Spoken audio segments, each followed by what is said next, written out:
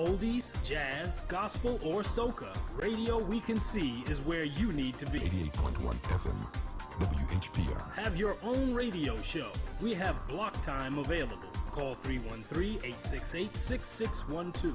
Radio We Can See, broadcasting live in the Virgin Islands and Detroit. Comcast Cable 91, 24 hours a day, 7 days a week.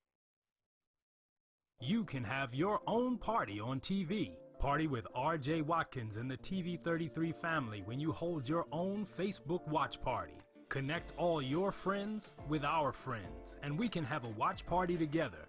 Watch your favorite TV shows when you want, how you want, with your favorite people. Here's how it works. Log on to Facebook from your computer or tablet and go to the R.J. Watkins fan page at facebook.com/TV33WHPR. The one with the blue WHPR logo on the left. Like us. Click the word videos with the red tag that says live next to it. Then click the share button at the bottom of the video player and select start a watch party. Invite whoever you want. Your party will be recorded and archived for playback anytime you want. 7 days a week, 24 hours a day. At the end of the month, the viewer that has the most people at their watch party will be invited on the TV show live. Come on, let's have a party. Well, we're moving on now. To the side.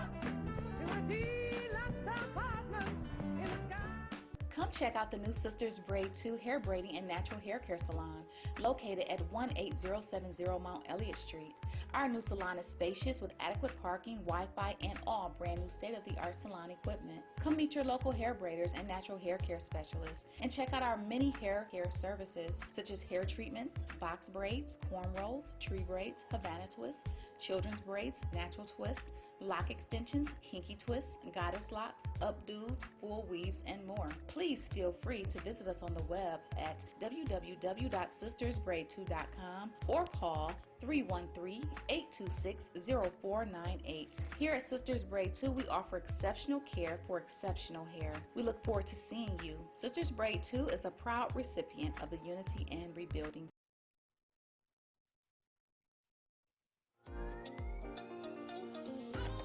You're watching WHPS, Highland Park, Detroit.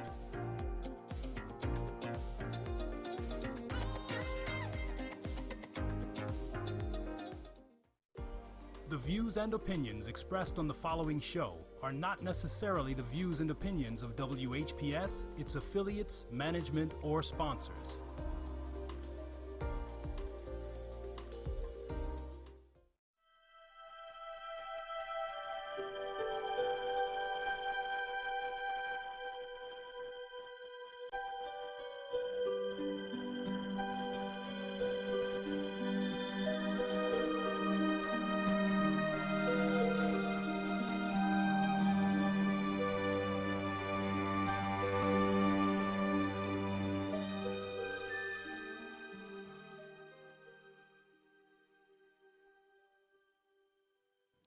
Praise the Lord, saints. Amen.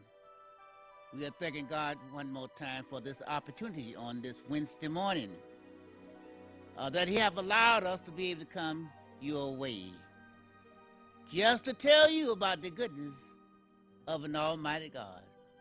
Why don't you get on your telephone right now, call a friend, and have them to watch our program this Wednesday morning. I want to give you a word that's going to uplift you. I want to give you a word that will help you to help yourself. God is able to do anything but fail. And we come today to just praise Him, just to thank Him. Amen. Praise God. Because God's been so good to all of us. Amen. So why not praise Him this morning? Why not say right now, thank you, Jesus, for this day, a day I never seen before. Because there was someone that lied down last night and didn't rise up this morning. Didn't even open their eyes. Praise God. But we made it. Hallelujah. So when praises go up, blessings come down. I know beyond a shadow of a doubt, my Father is in the blessing business. Hallelujah. And what He's done for others, He can do for little old you and me. Amen. I'm glad about it. Praise the Lord. Amen. I want you right now to sort of relax yourself. Matter of fact, fix yourself a cup of coffee and fix me a cup. Praise God. Today, I don't want no cream, I don't want no sugar. I want it black, and I want it straight. Hallelujah. Let it sit there. I'll be by to get it. Praise God. You know, let me just slow down a little bit. And we've been coming your way for about 2 months now, talking to you, telling you about the goodness of God. I'm not talking about form, fashion, tradition. I'm not concerned about all this and that. But what I am concerned about, you, that are in need of God's help right now. You say, Lord, I just don't know. Everything seems to be dark and dreary in my life. The Lord said, come to him all you that heavy laden, and he will give you the rest. Lean on his shoulders, my God Almighty.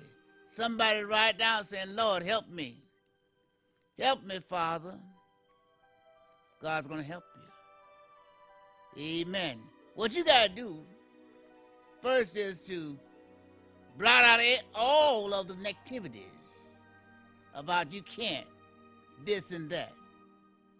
I've learned down through the years to use words of power, words that will cause that change reaction to take place in your life. See, God is ready to open the door, but you got to have the willing mind to walk in the door. Some of us get to the door, but we don't know how to get in the door. And that has caused many of us to be on the outside looking in. The scripture says, in my Father's house there's plenty of everything. Amen. Now we're getting ready to celebrate the birth of Christ, our Lord and Savior Jesus Christ. Today is 11 and 14 more days to go. And there's someone who's watching me right now saying, Lord, I just don't know. There's some things that I need to take care of. I want to try to get my grandkids some things and this and that and some more little gifts for people, friends of mine. Amen. Listen, do the best you can. Hallelujah. Don't put yourself in a strange situation that you can't have a strain on you when it come into the new year. Amen. I know someone right now can be debt-free before the new year. Only thing you have to have is an open mind. Praise God. That's all you got to do. Your bills can be paid in full because God can enable you to do that. Amen. Hallelujah. That divine intervention will take over right now if you have a willing mind. My mind is made up. There's nothing to block me, nothing to stop me, and nothing's going to hinder me. This is my day. I'm going through. Whatever I do, whatever I touch, it's going to work in my favor. Because I am a child of the Most High. God lives within. Hallelujah. Praise him today. I want to talk to you, that doubting Thomas, that don't believe the Lord can make a way out of no way. Don't believe that God can touch you with his healing touch. Don't believe God can go before you and give you the victory. My God, my God. As we read the Bible, we saw how many of the saints of old were blessed. And many of the saints of God today are being blessed. David was victorious. God was with him every step of the way. David was a mighty warrior, fought many battles and came out victorious. But David had one problem. He loved the women. Hallelujah. But yet, besides all of that, God had favoritism in David's life. You might be just like David. I don't know. But you're in need of the Lord's blessing to flow in your direction. My mind is made up. I'm going up. I'm not going to let nothing hinder me. Praise God. Hallelujah. For I know he said in his words, seek ye first the kingdom of heaven, and all thy rights, all thy good things will be added unto thee. I come to tell you this morning, praise God, you better wake up. You better shake yourself a little bit, praise God, and tell yourself, I'm a child of the Most High. The God in me is awesome. I can't let the devil stop me and block my progress anymore. Praise God. See, many of us have ideas and have thoughts, and we don't use them. We don't work with them. Amen. And somebody has to come along and get your ideas and make business on it. You'll say, I had that thought. I was going to do that. But you did not move on. See, sometimes you got to move that instantly. Don't set. Hallelujah. Praise the Lord. Amen.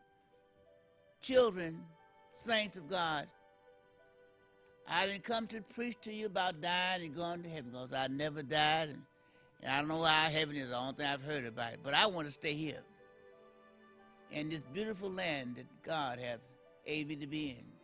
And I want to enjoy all the blessings that God has in store for me. I don't know about you, but I know what God can do. God can give you an idea of thought. And you can take that thought or idea and use it to your benefit and come out victoriously.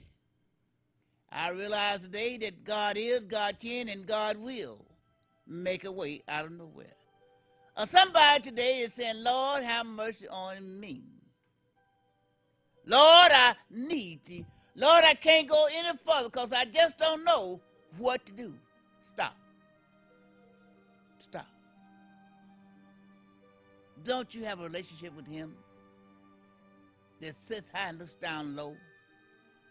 Look back in your life. There's many times that when you thought you was not going to make it, you had a bill that was pressing you. You know how you don't get the money, but God made a way. You were sick and you had to go to the hospital, and the doctors couldn't find the problem. Or he might have said you had an internal illness. There was no cure. But God came and rescued you with his healing touch. There's someone right now, I'm talking to you, that know what God has did for you. What he did for you and brought you through when you was going in a difficult situation, a difficult task in your life. There was a whole lot of chaos in the home. This and that, this and that. There was no peace. And God came to your rescue. That same God now is still yet on the main line. And he's ready today to go before you and make ease and success your way. Hallelujah. Even when Jonah was in the belly of the big fish, he cried out. And didn't God deliver him? When the children of Israel was in the land of bondage, didn't Moses bring them out of the wilderness? Hallelujah. Well, saints of God, we're in another century. We're finna go into another year. Don't worry about 2019 and what you didn't do, how things came to be, but let's get ready for the new year. Have your mind made up, so this is the year that everything I'm going to do, everything that I'm going to say is going to be in my favor. Because the God in me is going to shine through. Oh, I need somebody to say hallelujah right now. Praise God. Many times you've heard me speak on this particular show, and I believe in the blessing of God. There's no doubt about it in my mind. I believe that God can take the foolish and confound the wise and bless his children. For there are many ways that God can bless you. All you have to do is have an open mind and a receptive mind and the right spirit. See, we have to have the right spirit. See, in life you find that there'll be a lot of times that people will come and say things that would take you off track that you're on. But I've learned to say, peace, be still. I want to keep peace in my mind, peace in my surroundings. I want to have a peaceful attitude. Hallelujah. God is perfect peace on this day. This day. Say in your mind, say, I'm going to have a different attitude. My thoughts are going to be different. My words are going to be different. I'm not going to send back those ungodly words. I'm going to bless everybody and everything. Because what God has for you is for you. And sometimes folks will take you off that road that you're on and you miss out on the good and the blessing that God has for you. So that's what I'm saying today, amen. And say in your mind, this is my day, hallelujah. And can nothing stop it, can nothing change it. This is my day. And whatever I do or touch is going to be in my favor. My favor. Nothing can stop it, nothing can block it, because today is my day. When God opened my eyes this morning, praise the Lord, when I got up, I said, this is my day. There's nothing going to come before me. There's nothing going to block me. There's nothing going to hinder me, because this is my day. In the God I live, in God I have my very being. Some of you need to say the same thing. Hey, I'm one crying out there with, Lord, make mine straight. Make my path straight, Father God. Lord, do it for me today, Lord. Give me the victory, Father God. Lord, I know what you can do, what you've done for us, you can do for us. Lord, have mercy. Listen, this week, I thank God for every one of you that wrote in for the helping hand blessing. For the helping hand blessing. And I know beyond a shadow of a doubt, something good happened. Some of you may not have received your letters back, but they're on the way. Amen. But I want to prepare you before Christmas. I want to help you to finish some of that shopping that you have to do, or you're going to do, or you want to do, whatever it is. Amen. I want to help someone get rid of that bill that you've been trying to pay off and look like there ain't nothing happening, nothing going your way. This is the day that the Lord has made. Let us be glad and magnify his holy name. Hallelujah. Listen, I want those watching the program, I want you to write me a special letter. A lot of us wait for our checks to come once a month, every week, Friday, before the weekend, whatever. But I want to give you a thought that's going to give you a payday. If you want to have a payday this week, I urge you to write in this week and say these words, Bishop, send me the payday blessing. Oh, it might seem strange and foolish, but God will take the foolish things and confound the wise and bless the saints of God. I want to send you this week the payday blessing. This is a money ideal that the Spirit of God has placed in my heart and on my mind. I just want you to have it this week. I want you to sit down right now, address that letter to Bishop W.J., P.O. Box 21113, Detroit, Michigan. That's Bishop W.J., P.O. Box 21113, Detroit, Michigan. Please, sir, please, ma'am, enclose there in your letter a self-stamped addressed envelope. It's got your name, address, zip code. Enclose there a faith offering. I'm actually sending a faith offering that's $5 to aid this outreach ministry. And if you do that, beyond a shadow of a doubt, know beyond that the God that I serve now, when I send this money ideal back for the payday that you're going to have. You're going to be rejoicing. You're going to be glad. And the only thing you got to do is get involved. See, if you don't get involved, ain't nothing going to happen. You can sit there and listen all day long, amen. If your mind is not in tune, you're still going to be sitting. But I'm talking about those that are faithful, those who want something good to come your way, those who've been saying, Lord, Lord, how long must I wait? I come to tell you. Just like when the angel told Mary she's going to have a baby, and she said, I guess, oh, Lord, what do you mean? Hallelujah. And she was told that the baby was going to be the one that's going to save the world. Praise God. And right then I can imagine joy came all over her. Hallelujah. You heard the story in the book of Matthew. My God. First chapter. Amen. And my God. Around about the 20th verse. I'm not going to go in details, amen, because time will not permit right now. But I just want to get your mind together this morning. Get you in the right mindset. Get you off of that which has been said on. Say, amen. Say, I'm ready to receive the blessing from on high. Amen. Praise God. Because my mind is open and receptive to the good thing that God has for me. God can take a nobody and make him a somebody. Praise God. Hallelujah. God give you one thought, how it can change everything in your life. Amen. I see right now that the Make a Million, whatever it is, I think it's way up there. And someone's saying right now, I wonder, can I be a winner? Oh, yes, you can.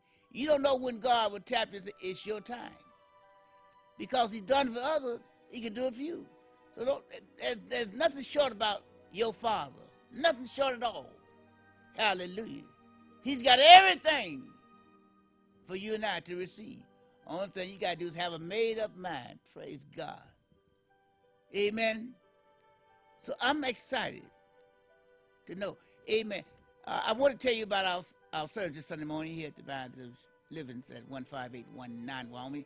This Sunday morning, amen, I want every one of you that's going to be in our morning service to bring a handkerchief with you.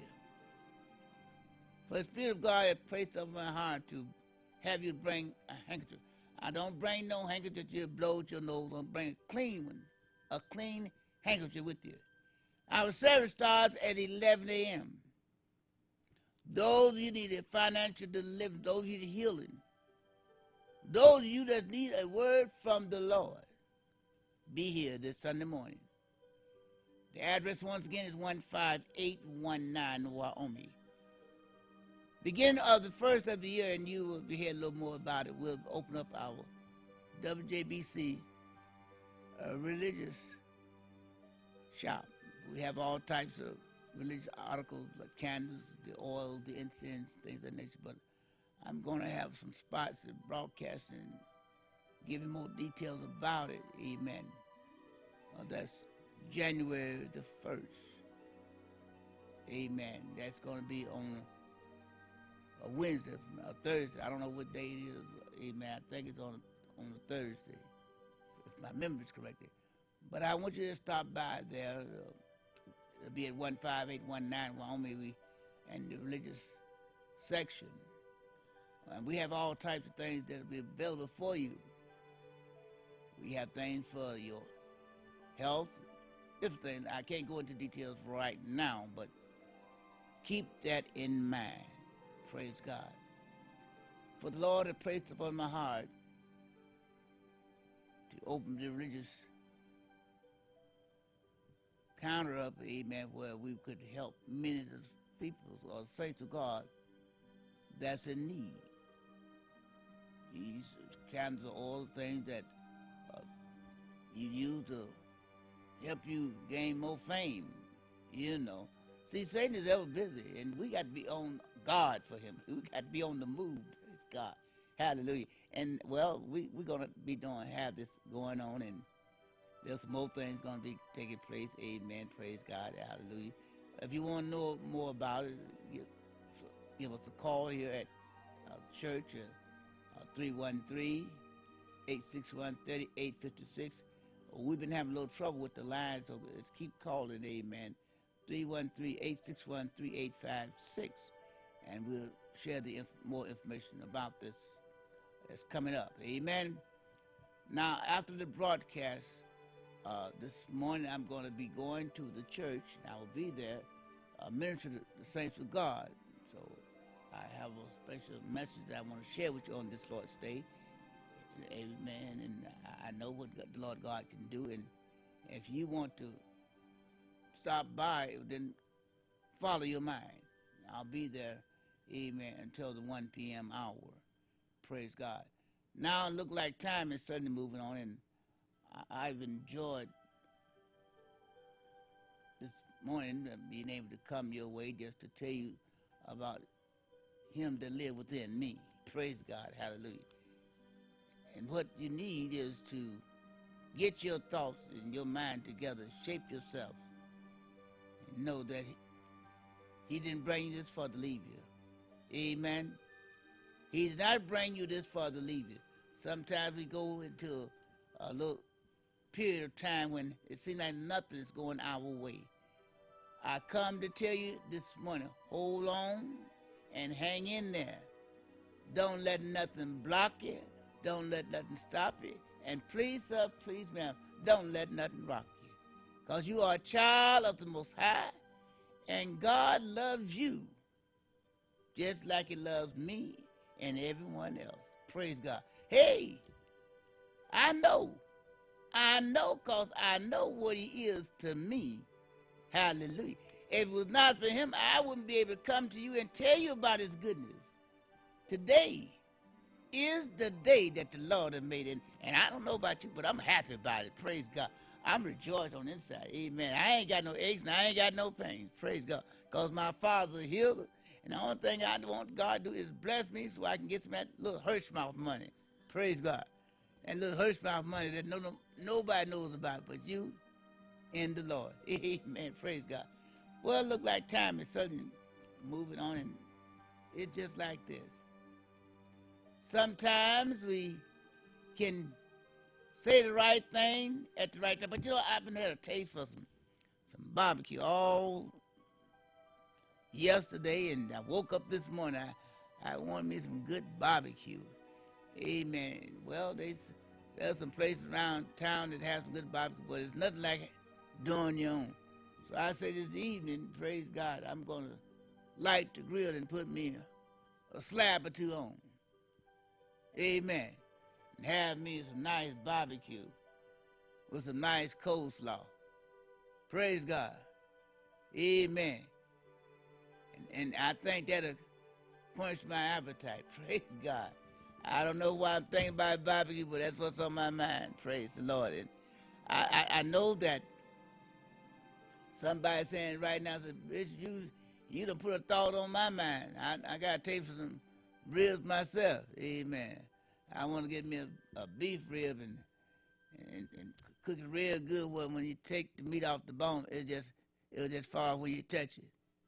Amen. That's the way I like it. I can't eat no meat that's tough, because these old teeth of mine, they might just jump out my mouth.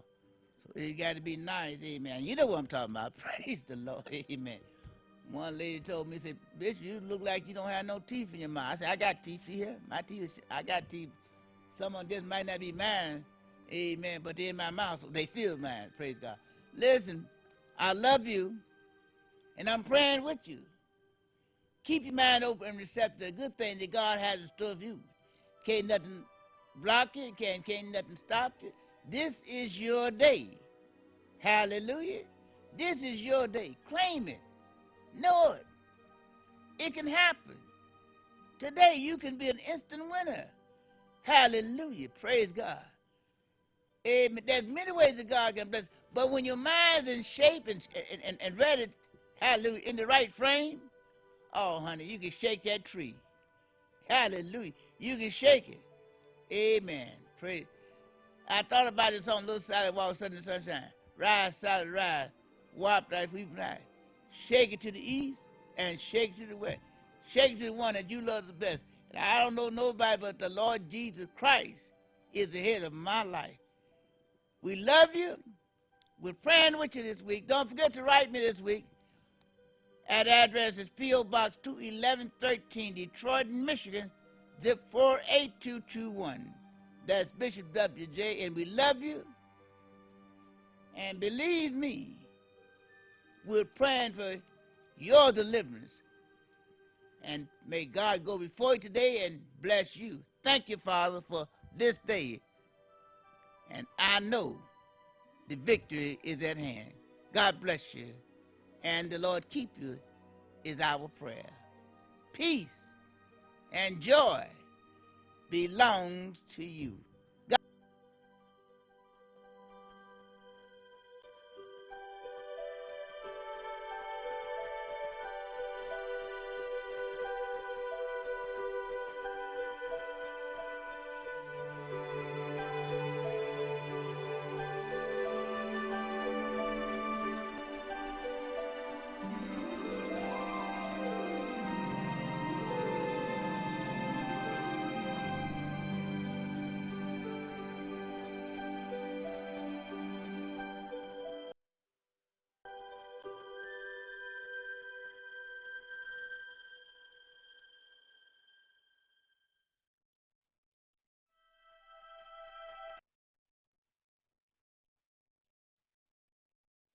Walking in the winter wonderland, walking in the winter wonderland.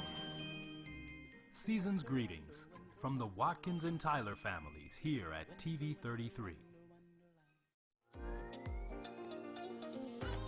You're watching WHPS, Highland Park, Detroit.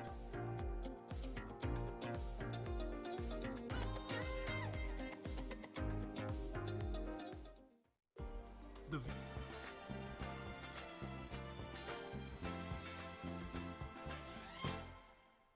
When I was 17, I ran away from home and from everything I had ever known. I was sick and tired, living in a town filled with narrow minds and hate. Hello, hello, hello, and thank you so much for tuning in to A Spoonful of Comfort. I am Claudrine Jackson. I am your host for A Spoonful of Comfort. I am reminding you and me that in these troubling times in society, we have to give comfort. And if you can't give comfort, don't give discomfort. At least you cannot give discomfort. You know, I talk about my son who is handicapped by autism. He can't read or write or talk or live independently. And there was a time he didn't like to be touched, but now even he wants to give comfort. So if he can decide he wants to give comfort, we all can decide that we want to give comfort. So, you know, A Spoonful of Comfort is brought to you by the Purvis Jackson Autism Foundation, which is a 501c3 charity, and we help lower-income children with handicaps. And I thank you. I thank the people who donate to the Purvis Foundation. If it were not for generous, kind people helping with the foundation, we would not be able to help others. So thank you for helping me, and thank you for having that kind of heart that wants to help people. We are also brought to you by the Lemon Burn Stomach Fat Burner. Lemon Burn Stomach Fat Burner. It is a drink that burns stomach fat. And that's one of the sponsors of our show. Now, there was a time when I'd have been their first customer because I had all the stomach fat. In fact, I used to roll the wheel and do sit-ups and do all kinds of things to get my stomach unfat. But when you get a certain age, you just dress around the fat. But I did start doing better at not having stomach fat. But if you have stomach fat, the Lemon Burn Stomach Fat Burner is for you.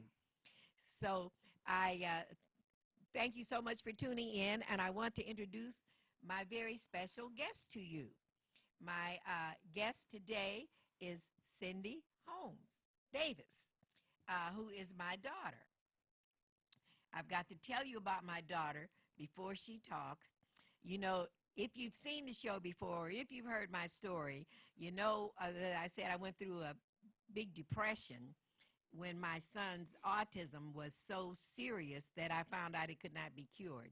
Well, you see me now after I have put myself back together, because I did fall apart. And Cindy was one of the things that helped put me together.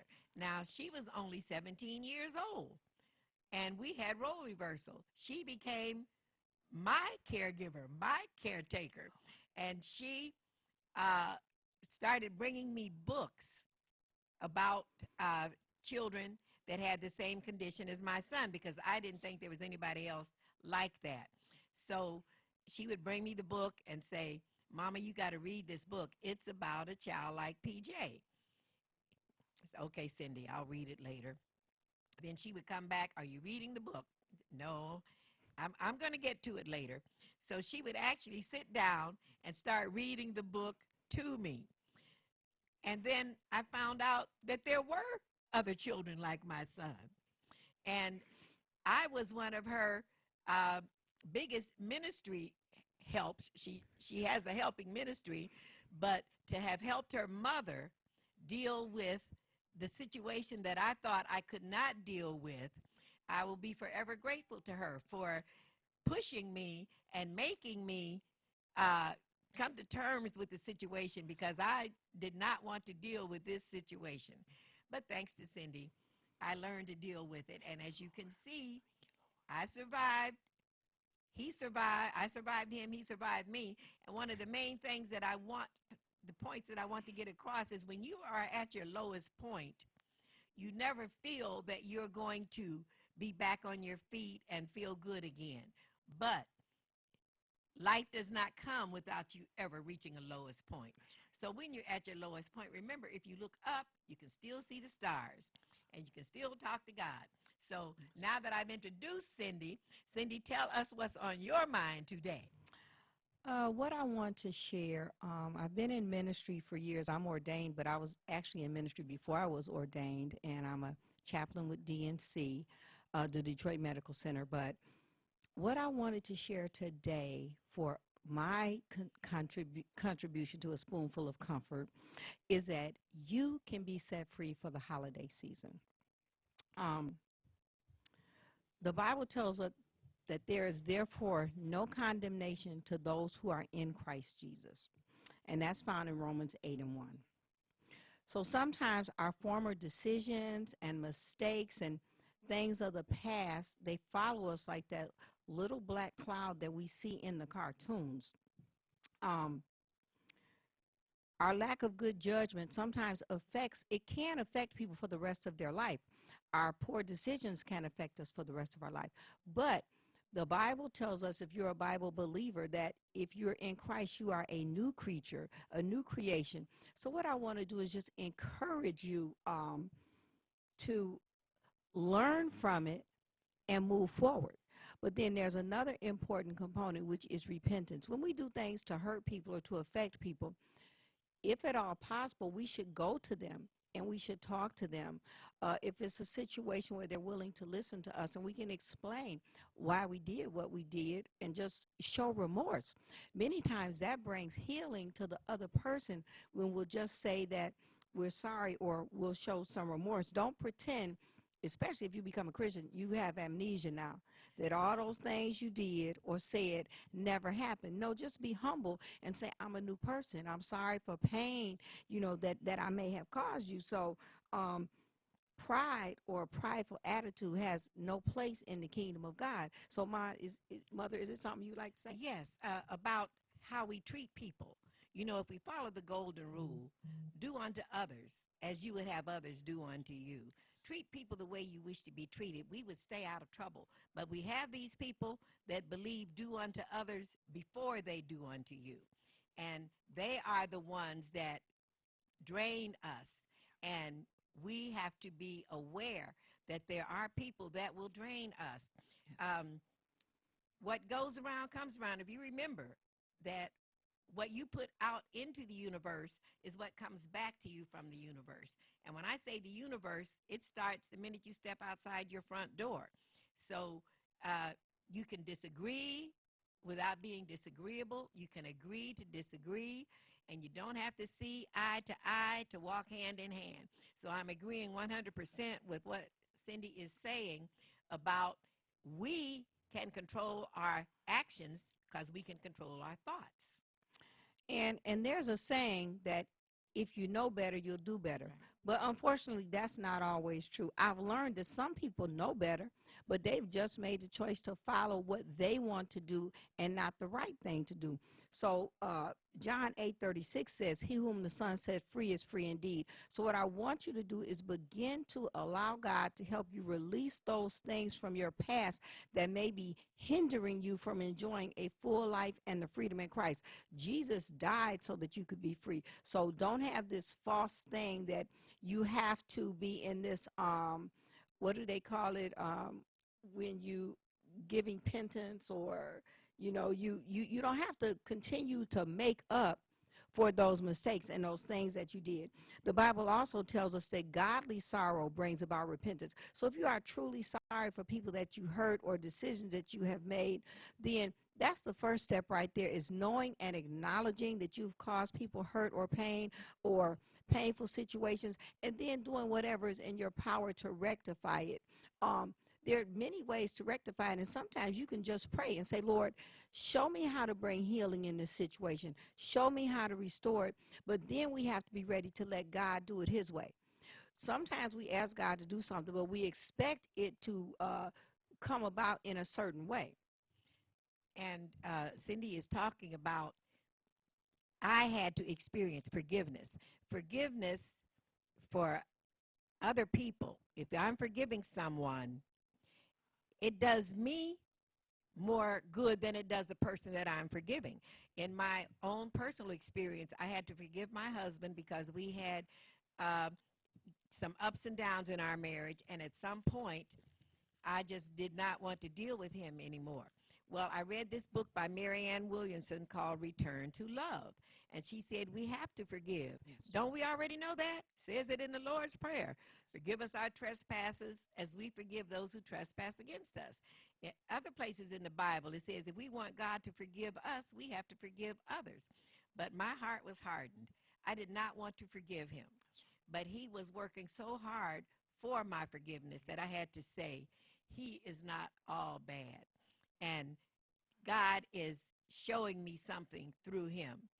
And once I forgave him, it was like a load was lifted from my own shoulders. So if you have someone that you need to forgive, someone that you need to ask forgiveness of, whether they agree to forgive you or not, you will feel better. Because forgiveness is a gift that you are giving that person. And even if they don't ask you for forgiveness, you can decide in yourself, I'm going to forgive because I want God to forgive me. And so what you're saying is Dad had some godly sorrow there. Yes. See, godly sorrow is when you're really sorry. Not that you're sorry because you got caught, or not that you're sorry because of consequences, but something deep inside of you is hurting because you've done something to hurt or devastate a person. So godly sorrow brings about repentance. Don't come to me telling me you're sorry and you're not. Sometimes people use saying they're sorry as a form of manipulation. Don't fall into that. Pray. Seek God, for wisdom. The Bible says when we're in Christ, we're a new creature. As I said, don't get amnesia and pretend, like you never done anything. But the Bible tells us that the enemy is the accuser of the brethren. So if this thing keeps coming up in your head or in your being, trying to make you feel bad, that's not God. Because the Bible says there is no condemnation to those who are in Christ Jesus. When that thing comes up, you have to speak to it and say, you know what? I did do that, but I'm sorry for that, and you're not going to beat me over my head about that. You're not going to make me suffer the rest of my life. And sometimes people call it being held hostage emotionally. Well, I'm so glad you brought that up, that you can tell yourself, because that's one of the things about aging. There's a doctor that has a book out about aging, and he says when you tell yourself, oh, I'm too old to do that, disagree. You can also tell yourself, I'm not too old. I'm not too old to try. I can do that. So you're saying when you tell yourself one thing, you can also correct what you told yourself. Right. And you can negate those thoughts that are in your mind that you may have programmed yourself because the thing was devastating. Say, for instance, if you married somebody and your child was abused, or you married somebody and you lost a child, or you caused a bad accident, somebody lost their life. These are things that are not lightweight things. Some things may be small, but it may have still had a big impact on somebody. So it's being able to forgive yourself of the mistake because God has forgiven you if you're really sorry about it. Godly sorrow from deep within will cause you to change. It's a great motivator. I remember one time my ex-husband said something to me and it hurt me so bad. And at that point, as I was maturing in my walk with Christ, instead of railing against him or fussing, I said, Lord, I don't ever want to hurt anybody like that. And so that's how we should walk as Christians. I'm so glad that you brought that point up because that is how we should walk as Christians. And we don't have to let the other person's there are toxic people, Yes. and they can say toxic things, and we do not have to let the toxic people affect us. That's right. We don't have to let. We can hear their poison, but we don't have to take it in, and that's the mistake that some people make. They take in the poison that the people are giving them, and they accept it. You don't have to accept it. Right. You don't even have to listen to it. If somebody is giving you their poison, you can say, you know what, I'm not going to have that conversation right now, or let's change the conversation. You can actively stop it. I remember one time the doctor gave my youngest daughter some diagnosis, and it was not good. And she said, I don't receive that. And I was so proud of her. She wasn't even 18 yet, but she had been taught, that words are powerful. But 1 Peter 5:7 tells us, and I want to remind you of this because it's so important when we're carrying around things that are burdens, that the Bible says we can cast our cares on God because he cares for us. It says, come unto me, all you who are burdened and heavy laden, and I will give you rest. These human bodies were not made to carry the burdens and stress that this life gives us. They will break down. High blood pressure, strokes, heart attacks, ulcers, all these stress-induced things. So one thing we can do, Lord, I cannot handle this. I am casting this care. I am giving you this burden. I am asking you to give me the peace of God which surpasses all understanding. There's power in our words. We have the power to reroute our thinking, and we have the power to open other doors to let, the Bible says life and death is in the power of the tongue. We can speak life. We can pull life towards us. We can speak life to other people even. You're right. Now, in Romans, be ye transformed by the renewing of your mind. I know that you can renew your mind from whatever is bothering you. Be ye transformed by the renewing of your mind. Proverbs 16:24 says, pleasant words are a honeycomb, Yes. sweet to the soul and health to the bones. Yes. I've always thought of pleasant words as being good for the other person, but pleasant words are also good for your own health. If all you ever do is negative energy and negative speak and negative thoughts, you're not doing your own health any good. So even for your own health, I was reading one of the guidepost publications. You know, you've heard me talk about Norman Vincent Peale before. I love his publications. And in one of his publications, I was reading how as you're saying soothing, pleasant words, it's soothing all your cells and helping your body. So you be the person that you want to see. And that's wonderful because we can't change others, but we can change ourselves. And I wanted to. Sometimes situations seem so big to us, and we're looking with our little finite minds, and we think there is no solution. God cannot fix this. Woe is me, woe is me. But the Bible tells us, Luke 1:37, that there is nothing too hard for God. God is the God of the impossible. God is the God of miracles. God can do what no other power can do. So I'm challenging you that those things that weigh heavy on you and are in your spirit or maybe even in the back of your head, it's good for you to write these things down and say, Lord, I am casting these cares on you. These are not things that are beneficial to my physical body or my spiritual self. I am giving you these things, and I'm asking you to give me peace, give me solutions, give me things that I can do. If it's anything that I can do to rectify these things, if it's just calling somebody and telling them I love you, or calling somebody saying, do you want to talk? I love you. I miss you. I miss talking to you. So he can fix everything, whatever your concern is. But you have to be honest. You have to really pray and want him to. And I'm so glad you mentioned that, because there were times when I was so low in my life, but you can always pray no matter how low you are. And I was saying, well, Lord, I know you can't fix this. This is an impossible situation. I know you can't fix this. And the Lord was saying, watch me. I didn't know what he was saying, but as I look back over situations in my life when I said, well, God ain't going to be able to fix this, we don't know what God can do. That's right. We can only see a certain distance. God sees everything and knows everything. And when you think there is nothing that can be done, you don't know what God has in store for you.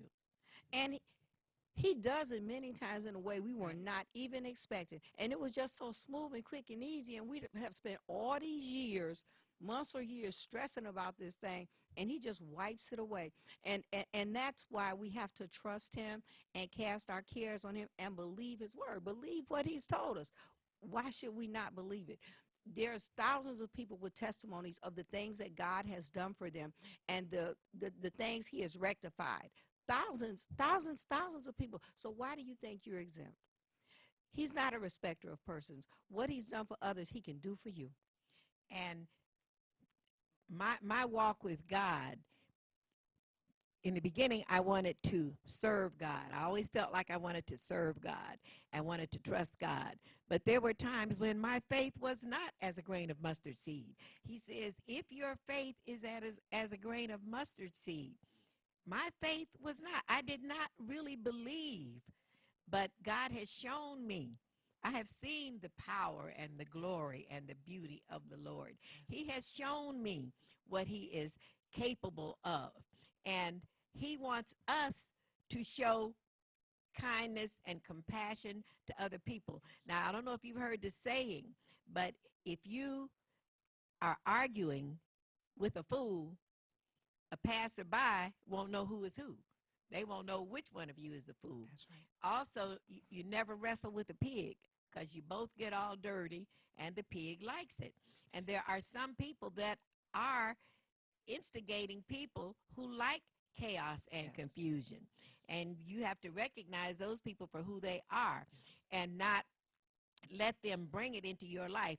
Now, my son, when I don't know if what you've heard about people with autism, but they can be very aggressive, very hard to manage, very disagreeable.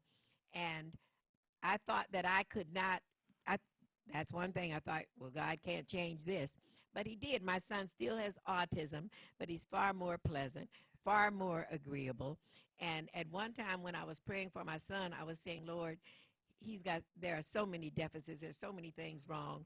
He just doesn't have any blessings. And just as clear, God said, will you be his blessing? So that's what I have tried to do. I have tried to be his blessing.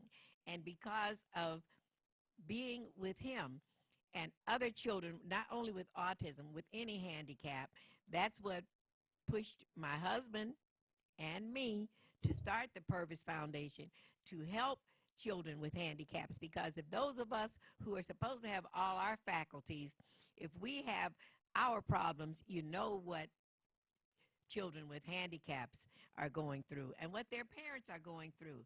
I became very sensitive to what the parents are going through, because being a parent is a job anyhow. And one of the things that Cindy and my other children, when I was so depressed, like I say, you see me after I got put back together, but when I was so depressed and so overwhelmed by autism, and this is something that can't be cured, I used to leave him with them. When I got to the point where I couldn't handle it anymore, I'd say, well, I just have to leave the house.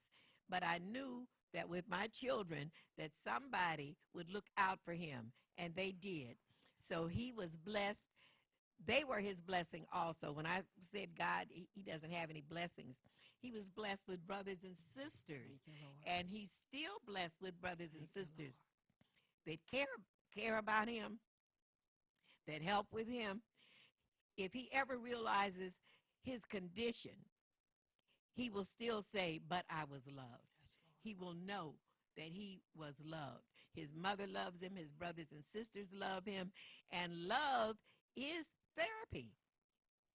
Love is an action. It's not just a word. Love is an action. When you show him love, he has learned to show love back. And in the beginning, he went from a person that did not want to be touched at all to someone, if you say, I need a hug, he'll come and give you a hug. So he has really grown, and God has taught me a lot through this child. And we think that we're grown, but there's no such thing as grown. We are always growing, and that's one of the things that I learned from my child. And even in my 70s, I am still growing. There's no such thing as I'm grown, I'm finished. No, God can always work something out in your life. He sure can, especially those in the body of Christ. When we think we have arrived, we get a little bit of insight and a little bit of revelation, and we think we got it. And then God begins to peel away some things and show you some things, and you see who you really are. Not to make anybody feel bad, but just to let you know we're a work in progress if we allow God to do the work. There are some of us that certain areas are off limits to God. Certain areas we will let him operate in. And so I just give you that challenge once again to seek God about those situations, those issues, those things that are like a little cloud over your head, and that you just feel that you're going to go to the grave with that. I challenge you to get on your knees, get on your face, or just sit in the chair and talk to God about those things. Let him know that you really want them resolved before you leave this earth. Beautiful. And like I say, you be the person that you want to see. I want to share this poem with you that I wrote for my son, that poem that I never thought I'd write. Cindy is a witness that I was downhearted and depressed for years. This poem is called Love So Pure, which shows what God brought him to and what God brought me to. A love so pure that I am sure it's coming straight from God. This kind of love comes down from above and right into my heart. Your smiling eyes were a big surprise that I never thought I'd see. So who knew that one day you would be smiling down at me? I never guessed that I'd be blessed for taking care of you, but you've taught me a lot of things about how love can be true. I never thought the day would come when you'd be teaching me, but now I'm sure that when love is pure, it's unconditionally. That's the poem I never thought I'd write about my son. And I also want to say to you, the unconditional love that you gave me when I was struggling and trying to adjust to the autism, you taught me. And that's another thing for us to learn. We feel like we're teaching our children, but sometimes there is something we can learn from them. Yeah, I loved my mother too much to see her just slowly wallow away. I mean, it just looked like I was losing her. And we can help people that are in depression. We can show them love. We can reach out. We can never stop. There was a little Facebook video, a Facebook picture that I thought was so beautiful. The one person asked the other person, do you want to talk? And she said no. And she says all she wants to do is sleep. And he pulled a sleeping bag up and said, well, I'll just stay here with you. So he didn't say anything, but just being there and showing love. And I just wanted to clarify one thing. I am part of the clergy for DMC. I don't want to say chaplain because that may not be the correct word. Thank you so much for being my guest today, Cindy. I am so proud of my daughter and so thankful for her unconditional love when I really, really needed it. And please tune in next Tuesday for A Spoonful of Comfort. Thank you so much for having your TV turn to WHPR, and may you have a good week.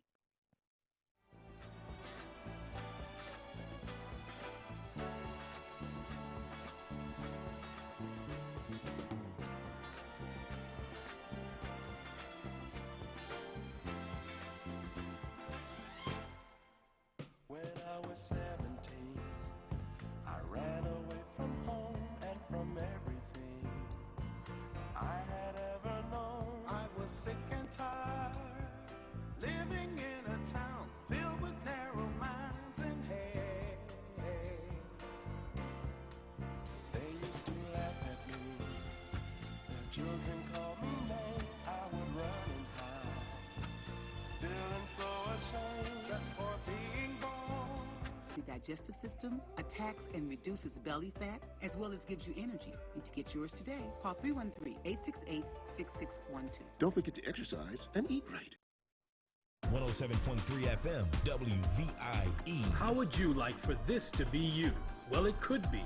If you have the desire to be an independent radio personality, paying yourself, this is your chance. WVIE 107.3 FM and WHPR 88.1 FM are looking for people with outgoing personalities who can attract sponsors. Launch your career on a radio station with the latest technology in broadcasting. WVIE 107.3 and WHPR 88.1. If you're into talk, R&B, oldies, jazz, gospel, or soca, Radio We Can See is where you need to be. 88.1 FM. WHPR. Have your own radio show. We have block time available. Call 313-868-6612. Radio We Can See.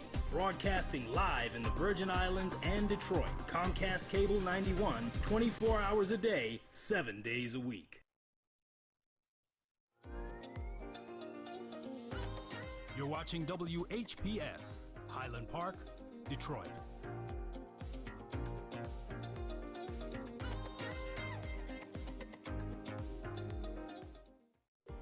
The views and opinions expressed on the following show are not necessarily the views and opinions of WHPS, its affiliates, management, or sponsors.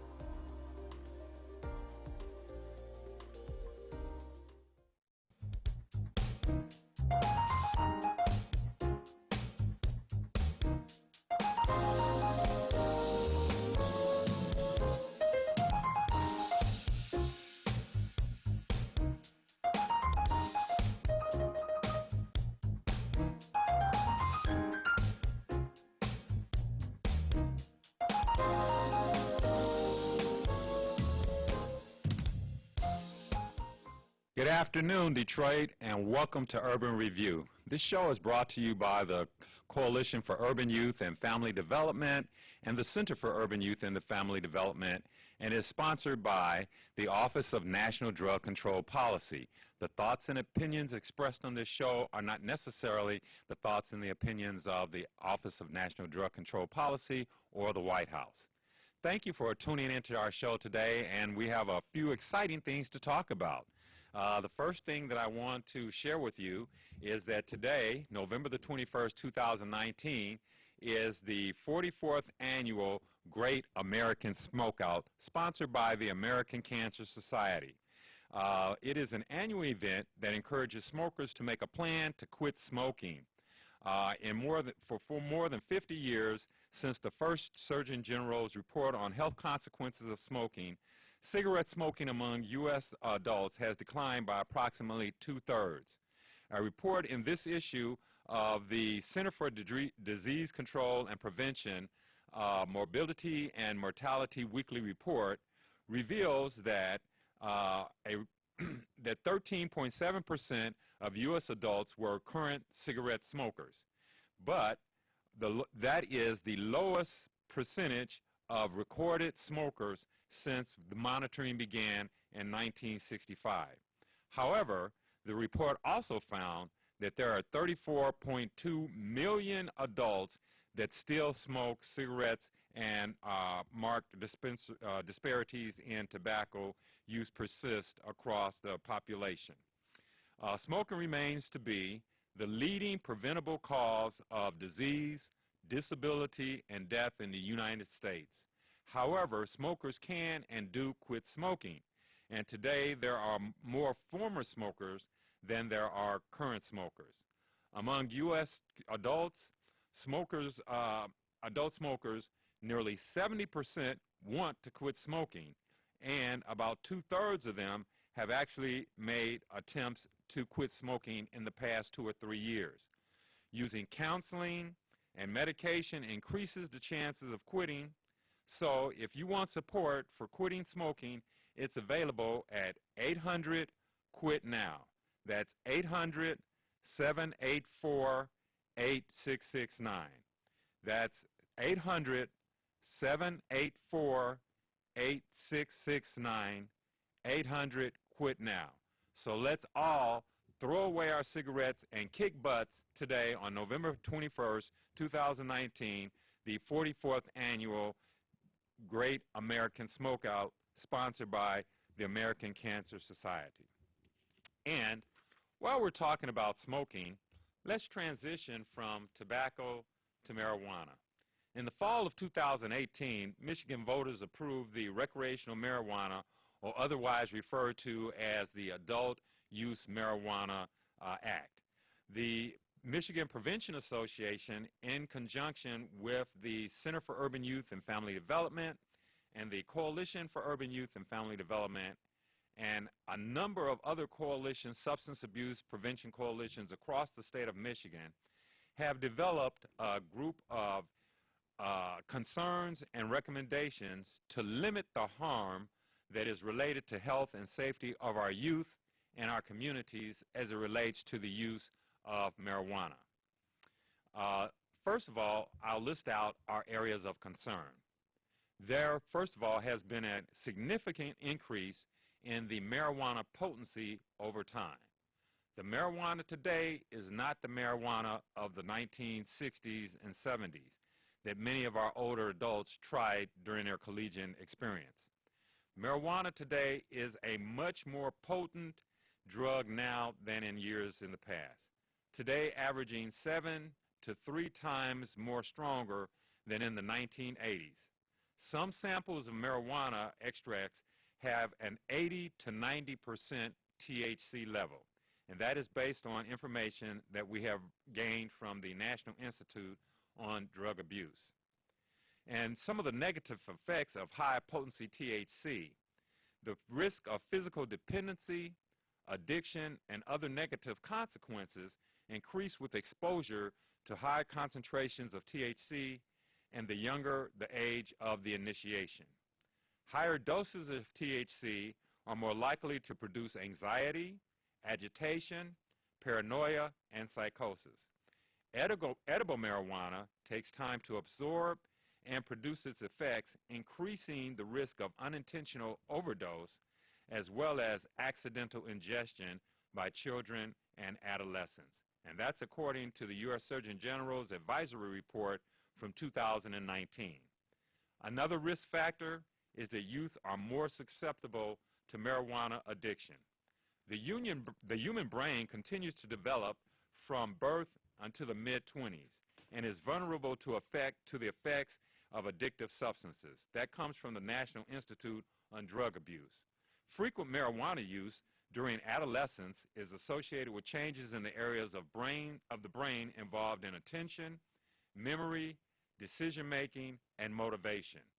Deficits in attention and memory have been detected in marijuana-using teens even after a month of abstinence.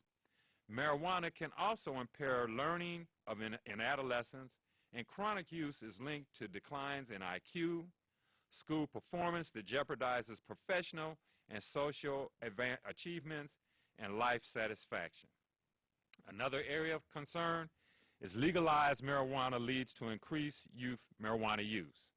Since Colorado, Washington, Oregon, and Alaska, and the District of Columbia, which is Washington, D.C., legalized marijuana, use of the drug in all 5 jurisdictions has continued to rise above the national average among youth aged 12 to 17, and that is based on National Survey on Drug Use and Health that was issued in 2017. The state of Colorado currently has the highest ranking for the first-time marijuana use among youth, with a 65% increase in the years since legalization. Alaska and Oregon now lead the nation in past year marijuana use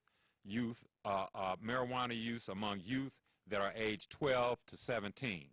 So we're fooling ourselves if we believe that we can legalize this product and just claim it's going to be for adult use.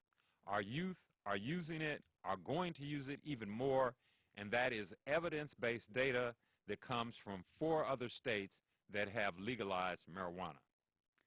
Regular marijuana use is linked to academic underperformance. Regular use of marijuana in adolescents is linked to increased rates of school absence and dropout, as well as suicide attempts. Legalized marijuana results in increased drug violations at school. The last available Colorado drug violations data, which came out in the 2015-2016 school year, indicates that marijuana violations were involved in 63% of the suspensions, 73% of the referrals to law enforcement, and 58% of the expulsions. In Anchorage, Alaska, school suspensions for marijuana increased more than 141% from 2015 to 2017 after legalization was implemented. Our youth will be using marijuana at school if we don't come up with some recommendations and processes and procedures that we can put in place. Commercialized marijuana and public safety is also another issue that is at risk. Michigan State Police data indicates that drivers tested positive of cannabinoid drugs from 2012 to 2016 more than doubled for total crashes of 2.14% and fatalities by 2% in the state of Michigan. 5 Southeast Michigan Trinity hospitals from 2017 to August of 2019, this past August, treated 14,846 patients from marijuana-related issues. And of those, 1,422, close to 10% of those individuals were under the age of 21 years old. We have an issue, we have a pending problem that's right here in front of us that is going to impact our young people unless we come up with some solid processes and procedures to address this issue. So we have worked with the Michigan Prevention Association and other coalitions across the great state of Michigan to come up with some recommendations that we believe will limit harm. The first recommendation is placing limits on THC potency as a cornerstone of our harm reduction strategy.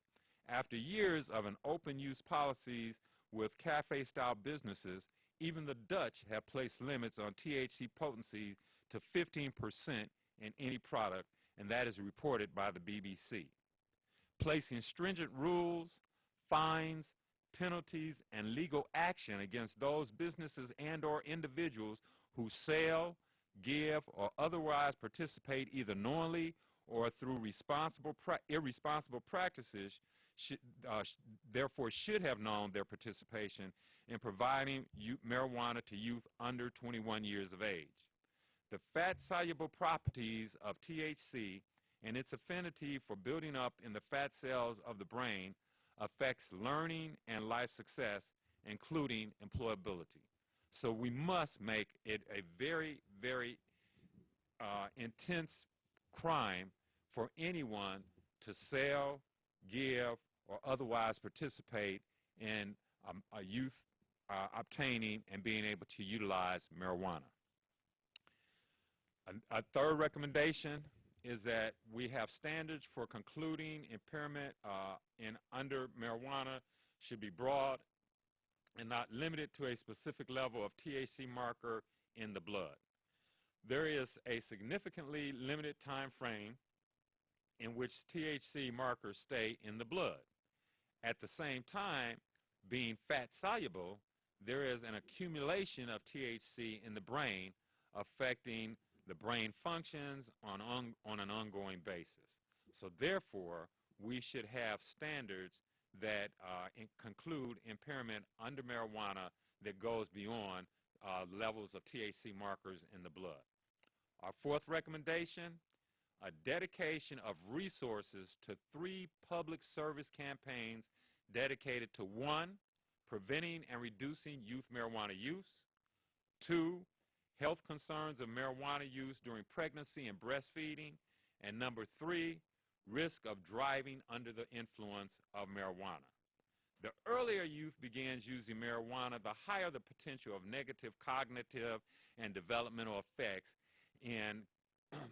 including negative consequences for public education, of academic underperformance, and drug incidents at the school.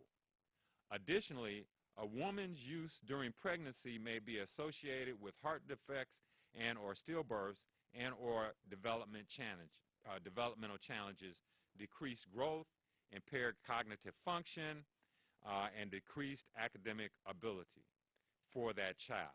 And thirdly, traffic crashes and fatalities all significantly increase with the establishment of the marijuana business in the state of Michigan. So we must have some public campaigns of awareness and prevention that are out there to impact these 3 significant areas. 1, preventing underage usage, 2, marijuana use during pregnancy and breastfeeding, and 3, the risk of driving under the influence of marijuana. Our 5th recommendation is that smoking and vaping or other use of combustible delivery systems of marijuana be prohibited in public places, including bars and restaurants. Regarding secondhand smoke, in that the artery recovery time for exposure to 1 minute of tobacco smoke is 30 minutes, and exposure to 1 minute of marijuana smoke is 90 minutes. So we must do something to protect the public and workers in public places is a public health necessity. We've got to do something to make sure that our citizens and our youth are not impacted by secondhand marijuana smoke. Our 6th recommendation is that there be strong prohibitions on a business selling, providing, and or allowing consumption of both marijuana products and or alcohol on the business premises. The combination of alcohol and marijuana use has been shown to increase the likelihood of 2 vehicle fatal crashes by up to 5 times. So we don't want people to be able to go to a bar and have a beer and smoke marijuana and then come out, get in their car, and attempt to drive home. Our 7th recommendation is that persons in violation of marijuana laws, to an extent, be identified as reasonable, be subject to mental health evaluations, intervention, education, and other alternative opportunities yet to be identified. Several studies have linked marijuana use to increased risk for mental illness, including psychosis, schizophrenia, depression, and anxiety. And that comes from the National Institute on Drug Abuse. Further, a study of over 9,000 adolescents found that marijuana use doubled domestic violence. So also a study of 6,000 men found a 5-fold increase in violence when they are under the influence of marijuana. So we must have laws in place that motivate individuals who have marijuana violations to seek mental health assistance. Our 8th recommendation is that the number of marijuana-based businesses in any given community be restricted.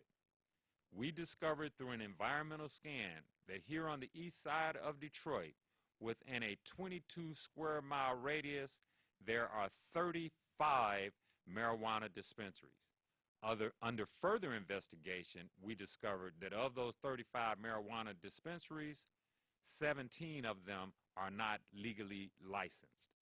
So we asked our law enforcement, and we know how taxed they are with the issues that they face on a daily basis, but that's when our citizens and our city councilmen and our precinct delegates can come into play, because they can identify these locations.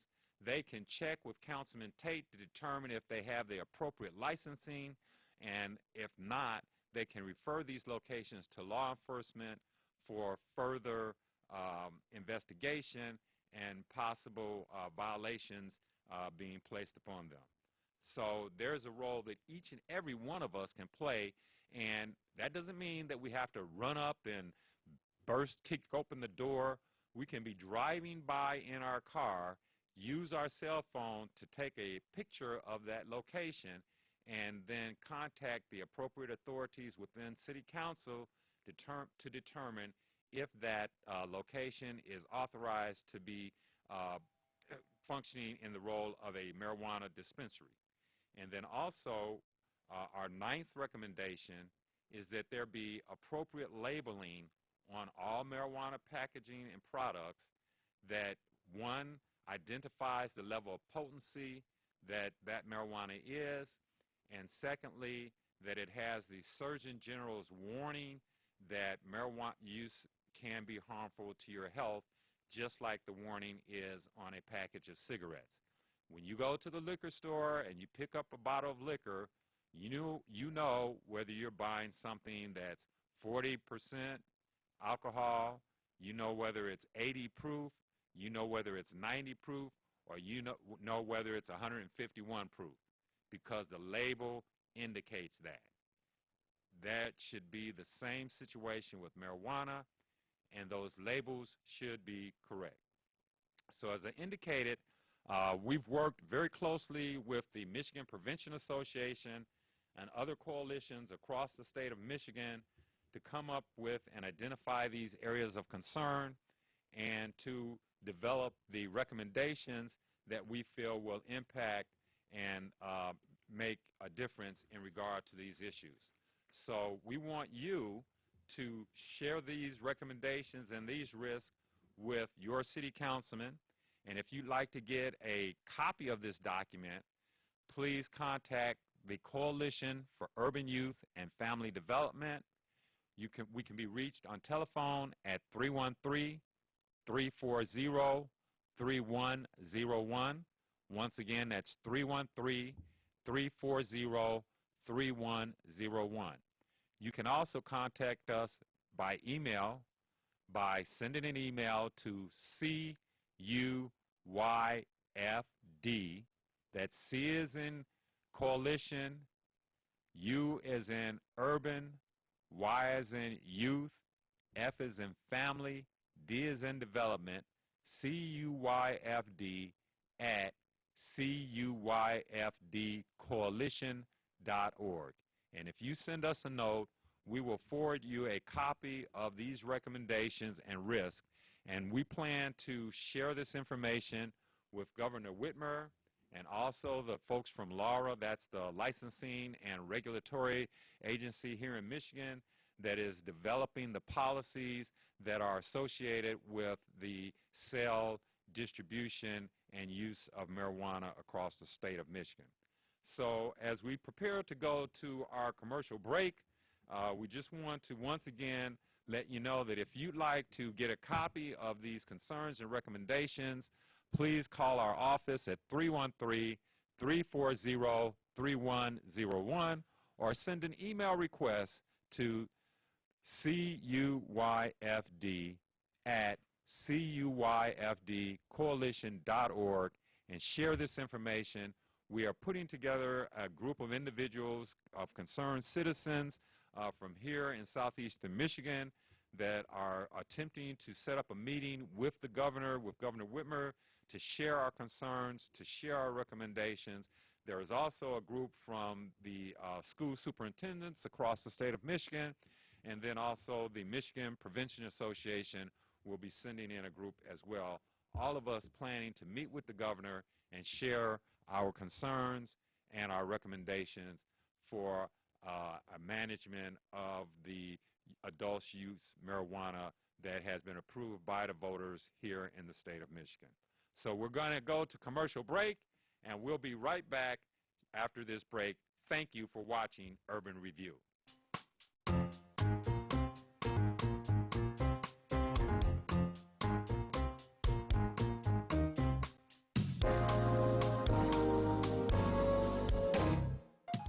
The non-medical use of prescription drugs, including opioids, is a growing concern in our communities, affecting all ages, including our youth. If the medication wasn't prescribed to you or has expired, don't take it. If your name isn't on the bottle, it's not meant for you to swallow. Addiction is real, and lives are being ruined. Or worse yet, lost. Visit preventiondetroit.org/opioids to find prescription Dropbox locations. You will love your Avis Ford, because at Avis Ford, we make it easy to get you your no money down monthly payment right over the phone. We call it Shop by Phone, and it's the best way we know to get you your payment options fast. You want leather and a sunroof? How about an upgrade to all-wheel drive? Just give us a call. Shop online, shop by phone, or visit us at Telegraph at 12 Mile. Call 1-800-SHOP-FORD. Meet Danny, high school senior, 17 years of age, all-A student.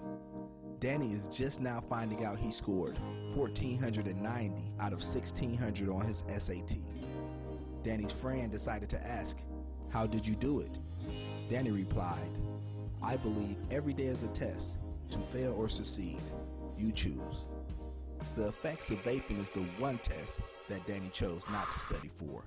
Vaping does not discriminate on who becomes addicted. Over 2 million high school students use some type of electronic cigarette device. The top tobacco companies also own vaping devices. The FDA found that vaping contains some of the same toxic chemicals as regular cigarettes that lead to cancer. So whether you smoke traditional cigarettes with tobacco or smoke electronic cigarettes using nicotine, your health is at risk. There's no safe way to smoke. For more information, contact the Center for Urban Youth and Family Development.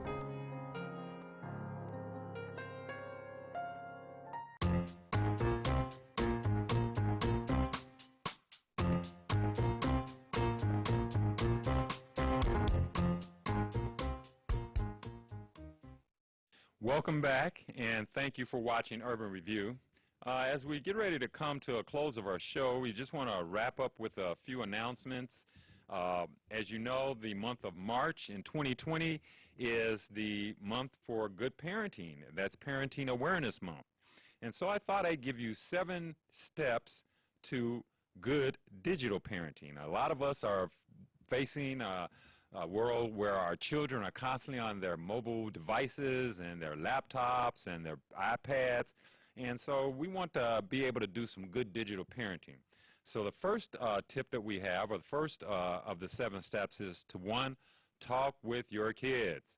Stay calm, talk early and often, and be open and direct. Step 2, educate yourself. Search online for anything you don't understand. Try out all of the apps and the games and the sites that your children are utilizing. Try them yourself and explore the GDP tips for good parenting, digital parenting resources. Number 3, use parental controls. Activate the safety settings in your operating system, the search engine, and the games. Use the parental controls on your children's phones, on their tablets, and their game consoles, and monitor your kids' use and their screen time. Number 4, set ground rules and apply sanctions. Agree and sign a family safety contract. Set time and place limits for their tech use and enforce those sanctions when necessary. Number 5, why don't you friend and follow but don't stalk? Friend your kids on social media. Respect their online space and don't overdo it. And encourage your kids to create a good digital reputation, because whatever you put online will be there forever. Number 6, explore, share, and celebrate. Go online with your kids and explore their online world.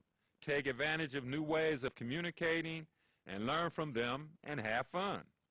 And number 7, be a good digital role model. Curb your own bad digital habits. Know when to unplug and show your kids how to collaborate and create online. If you sit at the dinner table and text and be online, that's not a good role model for your youth if you want them not to do those sort of things. So be a good digital role model. Just thought I'd throw that out there on how to be a good digital parent. Once again, this is the fourth Thursday of the month, and at 6 o'clock p.m. this evening, we will be having our Coalition for Urban Youth and Family Development meeting. We invite you to come out and be a part of our coalition. Our vision is to create a drug-free community on Detroit's west side. The meeting will take place at Hartford Memorial Baptist Church at 6 o'clock p.m. That's 18700 James Cousins Highway, the Lodge Service Drive, just before 7 Mile. We'll be upstairs on the second floor in the Vincent Room. Please come by and be a part of our coalition and participate in our coalition. Once again, that's 18700 James Cousins Highway. That's 7 Mile in the Lodge Freeway at Hartford Memorial Baptist Church on the second floor at 6 o'clock p.m. Please stop by and become a member of our coalition.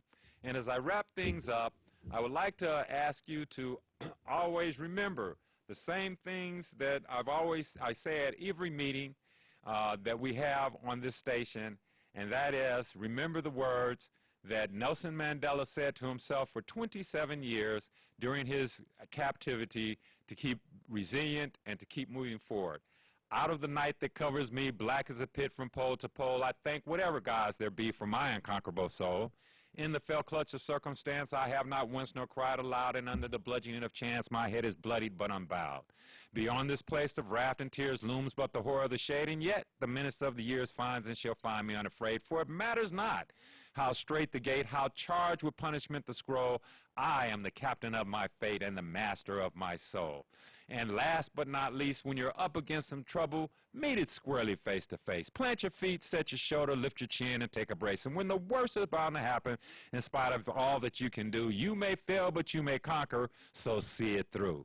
Black may be the clouds about you, and your future may seem grim, but don't let your nerve desert you. Keep yourself in fighting trim. And when it's veiled to try and dodge it, in spite of all that you can do, remember running from it will not save you, so see it through.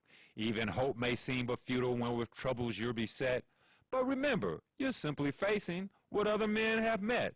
So if you fail, fall still fighting. Don't give up whatever you do. Keep your eyes to the front, your head high to the finish, and see it through. Thank you for watching Urban Review.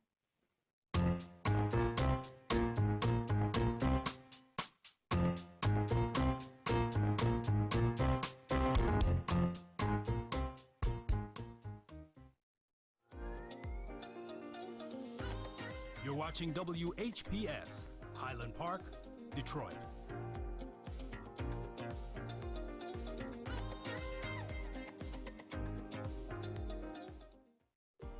The views and opinions expressed on the following show are not necessarily the views and opinions of WHPS, its affiliate. About the #1 detox in the nation, Lemon Burn. Lemon Burn helps to turn the fat into fit. It's for you, a happier, healthier you, because you know healthy is the new beautiful. An all-natural way to improve your health. It promotes a healthy digestive system, attacks and reduces belly fat, as well as gives you energy. You need to get yours today. Call 313-868-6612. Don't forget to exercise and eat right.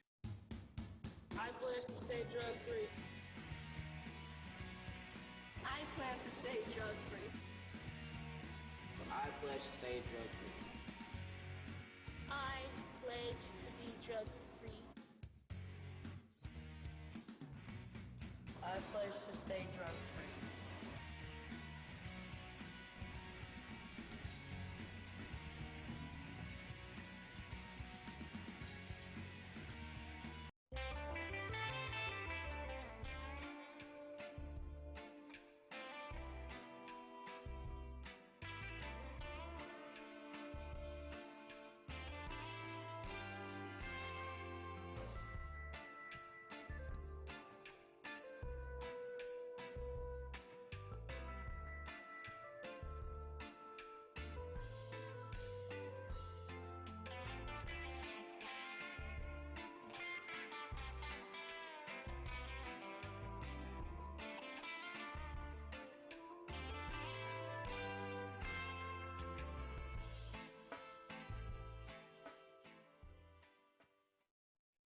And good afternoon, and welcome to Expose Under the Sun, sponsored by the Detroit Native Sun newspaper. I am your host, Darwin Griffin, and our show is live, and we are broadcasting from the awesome city of Highland Park, Michigan, and under the auspices of the owners of the station, Mr. Henry Tyler and Mr. R.J. Watkins.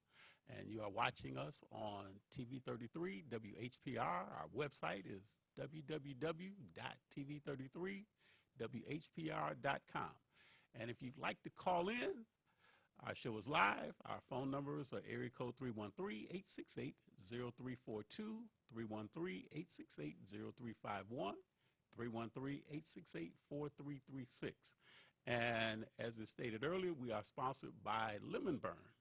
And if you would be interested in going to get a gallon of Lemon Burn, which is one of the things that I'm seeing now, a lot of people are really subscribing to that. And they say it really does wonders, especially for energy and also for weight loss. But you can contact someone here at the station, and they would be happy to assist you. And if you would like to contact the station, you can contact us at 313-868-6612. And just to do a little bit of housekeeping before we get started, a couple of people that are close to me, their birthdays are today. I want to give a shout out to my sister-in-law, my brother's wife. Her name is Glenda Griffin, and I just want to do a little shout out to her. Happy birthday to her. A good friend of mine that I played basketball with. Yes, I used to play basketball. But I know you look at me today and you probably say a little bit different now. But anyway, I used to play basketball. I used to play basketball a lot. But his name is Leo Carr, and he was the brother of one of my fraternity brothers, and the late Leon Carr. And I just want to wish Leo Carr a happy birthday. And also a good friend of mine, Ishmael Terry. Ishmael Terry, just as a lot of you know, just recently became the husband of Miss Bridget Terry. So I just want to wish Bridget also a happy birthday as well. And those others that are celebrating birthdays, not just today, but also the entire month of December, want to wish you a happy birthday as well. I believe that's Sagittarian, so just want to wish you a happy birthday. And also, too, just want to do a little shout out to just to express my sympathies and condolences to the persons that work in the offices, along with our Wayne County Clerk, Kathy Garrett, who just recently lost to one of her longtime employees. But I do want to express my sympathies and the condolences to those in the offices in Kathy Garrett, our Wayne County Clerk's office. So just want to express our condolences to the loss of one of their long-term employees. And also, too, just want to give a shout out to Keith Williams. Keith Williams is the chair of the Michigan Democratic Party Black Caucus. This coming Friday at the TULC on Grand River, we're having a fundraiser, and it's going to be from 6 o'clock to 10 o'clock. And we're going to have a lot of fun, be a lot of networking. We encourage people to come and wear black. We're calling this the Blackout of 2019. So we want people to come out, get a chance to network, get a chance to meet me, Keith, Carl Baxter, Lena Scott, Alexis Ramsey, and a lot of others, you know, that are members of the Michigan Democratic Party Black Caucus. So get a chance to come out, wish us a Happy New Year, Merry Christmas, and so we can do the same with you as well. But again, that's going to be this coming Friday, the 6th of December, and that's at the TULC, which is right there on Grand River between Joy Road and West Grand Boulevard. And it's going to be, again, from 6 o'clock to 10 o'clock, and it's a fundraiser. Tickets in advance are $20, and at the door, $25. So if you'd like to get tickets, you can either see myself, Abner Hogan, or you can see Helena Scott. But there's flyers, and also you can look on our Facebook pages, and we've got more information and more details about that as well. But just want to say I am so appreciative of this lady that I've got as my guest today. I met Ms. Davis years ago, and we were at a conference down at Cobo Center. Well, now I guess it's the TLC building. But she's an educator. She's an educator extraordinaire. Was, kind of amazed that every time I'm involved with Ms. Davis in any kind of capacity, or we're out in the public area, that somebody knows her. So she's like that. I guess you would say the person that you want to be with, especially when you go places. She can't go no place without somebody not recognize her.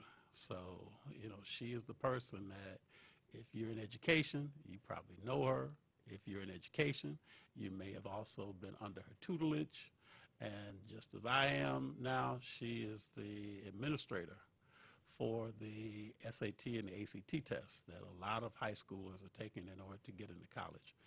But I don't know, Ms. Davis has so many titles that she probably wears, but the one title that I see her is a very, very gifted and trusted and loving friend. So, Gloria Davis, thank you for being on the show today. Well, thank you so very much for those kind words. Thank you.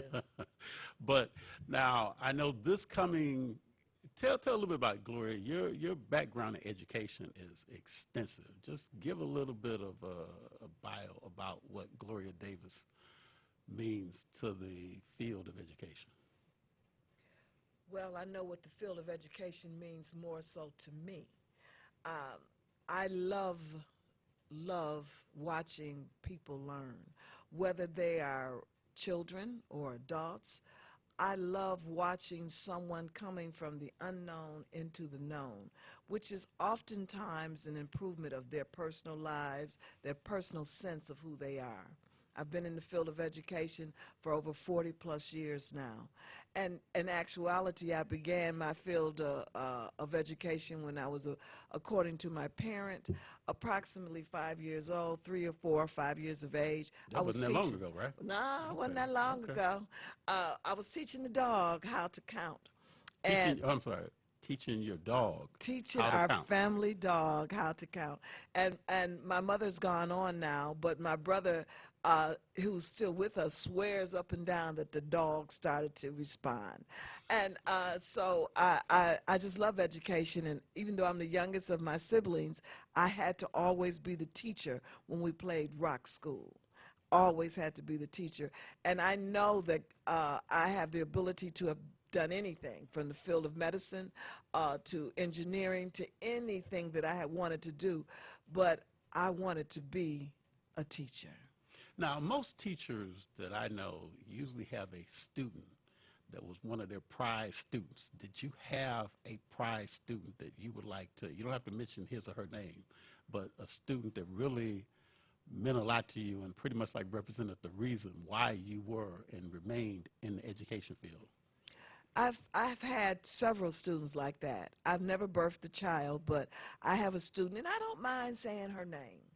Her name is Tamisha Britton, and Tamisha is one of 3 siblings. Her brother, 2 brothers, and one is an attorney, and the other one also has a degree and taught for a moment. Tamisha became my student when she was in a program at McKenzie High School, and she became extremely special to me, and in turn, she found me to be extremely special. She adopted me as her mother, and I adopted her as her child, and her child to this day believes that I'm her grandmother, even though she knows I'm not her real nana. Who else then was another person besides Ms. I've Britton? had so many. I have another protege. She followed me into the field of counseling, and she currently has a doctorate, and she teaches at Western Michigan University, and she teaches guidance and counseling. And and her name is Dr. LaShonda Fuller. And she was not my student per se, but she was a student at McKenzie High School. And when she went into the field of counseling and she needed a counseling supervisor, I was recommended to her, and she came, and she's been in my life ever since. Now, this coming Saturday, you're going to be administering the testing for, is it the SAT or the ACT test? This weekend we're going to do the SAT. Now the SAT has taken on the merit component for the Michigan merit exam. And it's a real key piece. Now, a lot of folks don't really understand why they should take any test to enter into college. Now, as a counselor, I'm a guidance counselor. As a guidance counselor, I would say to any person that the real reason why you're taking it is to, number one, to assess your own abilities. Not so much that somebody else is assessing your abilities, but you're able to compare yourself to what is expected. And at that point, then you can prepare yourself and accept what it is that you need to do to accomplish the goals that you set for yourself. The other main reason, in my opinion, as an educator, as a counselor, as a coordinator and a supervisor of SAT and ACT, it's all about that money. That money is equated to a score. And based upon how you score on the test will determine as to whether or not various different universities, both private and public, will provide you the monies that you need to go to school for post-high school, post-secondary education. And right now, the average bill is quite expensive. For do 4 years could cost you $80,000 and higher for 4 years, depending on what school you go to. If you are going to a junior college or you're going to a community college for the first couple of years, your bill can be cut in half. But once you go into your secondary schools, post-secondary schools, your universities, public is even cheaper than private. Private can take you over $100,000. So at that point, that's what is important. The test provides you an opportunity to seek monies outside of scholarship monies. It's based upon merit, and merit is considered your abilities to do what is expected of you. And that's actually what the SAT and ACT is looking. Do you have the skill sets to be able to proceed in college? Do you have those abilities? Do you have those writing abilities, those reading abilities, those mathematical skills? Those are the things that are being assessed by the SAT and the ACT. And that is so key. I tell students all the time, and I'll tell you as listeners right now, don't be afraid of a test. It's nothing but a test. Simply a test, nothing more. Which means generally these tests are based upon the 10th grade. A lot of our students, a lot of our parents, a lot of our educators, unfortunately have our children wait until the 11th and 12th grade. You can start taking the test as 6th graders. It's the Midwest Talent Search Program. You can start taking it earlier. At that point, you begin to formulate how the test is written, how the procedures and the process is, so you'll understand, and it'll take away all of those jitters and those anxiety and the nerves that one have because they think this is the end of life. It's actually, no matter how you perform, it's the beginning of life. Now, what's the difference between the ACT and the SAT tests? It's one is called a scholastic aptitude test, the other is called the academic comprehensive test. They're very similar, and they've become even more similar now. At one point, the SAT penalized for wrong answers. So you had like 1/4 or 1/5 removed from your score. All right, now it doesn't penalize except on the subject test. If you take the subject test, then you're going to, and you give wrong answers, you're going to be penalized. The ACT never penalized. Did I say comprehensive? That's collegiate. Mm-hmm. And so it did not penalize. The one other piece about the SAT, some folks find it to be a bit more challenging I don't know if it is or if it isn't necessarily, but the verbal component. If you don't know words, and unfortunately, young people, you use a lot of slang and a lot of street the vernacular that they use. Right. Okay. And give me an example. I say to you, well, how am I looking? Oh, you straight. Am I going in the right direction? Oh, you straight. What do you think about this? Oh, it's straight. So instead of saying, oh, and there's even one more. When you make a mistake, you say, oh, my bad. But the real deal is, I'm sorry, pardon me, I didn't mean to. My mistake, right. But they're doing something totally different. They're using these slang vernacular, these slang terms, and so when you get to a point where you need to know words because you haven't used them, you have a limited vocabulary. The SAT dictates a stronger vocabulary. Now, what are some of now you said the subject tests. What are the different type of subject tests that you could take for the SAT? Well, if you're going to take the subject test, you're looking for to go on to a Harvard, a Yale, a Stanford, or Brown University. You're really looking for to be able to identify that I know a given area, such as chemistry, or mathematics, or maybe it's a foreign language. But it's something that you want to make sure that they know because you're looking for an Ivy League school. You're looking for a school that's going to cost you $100,000 almost a semester. But these are schools that set your pattern in life and give you that little extra push. The one thing that a lot of folks don't understand and realize that 20% of the students that graduate from high school will go on to college. And then attrition comes into play further and further as you go along the line.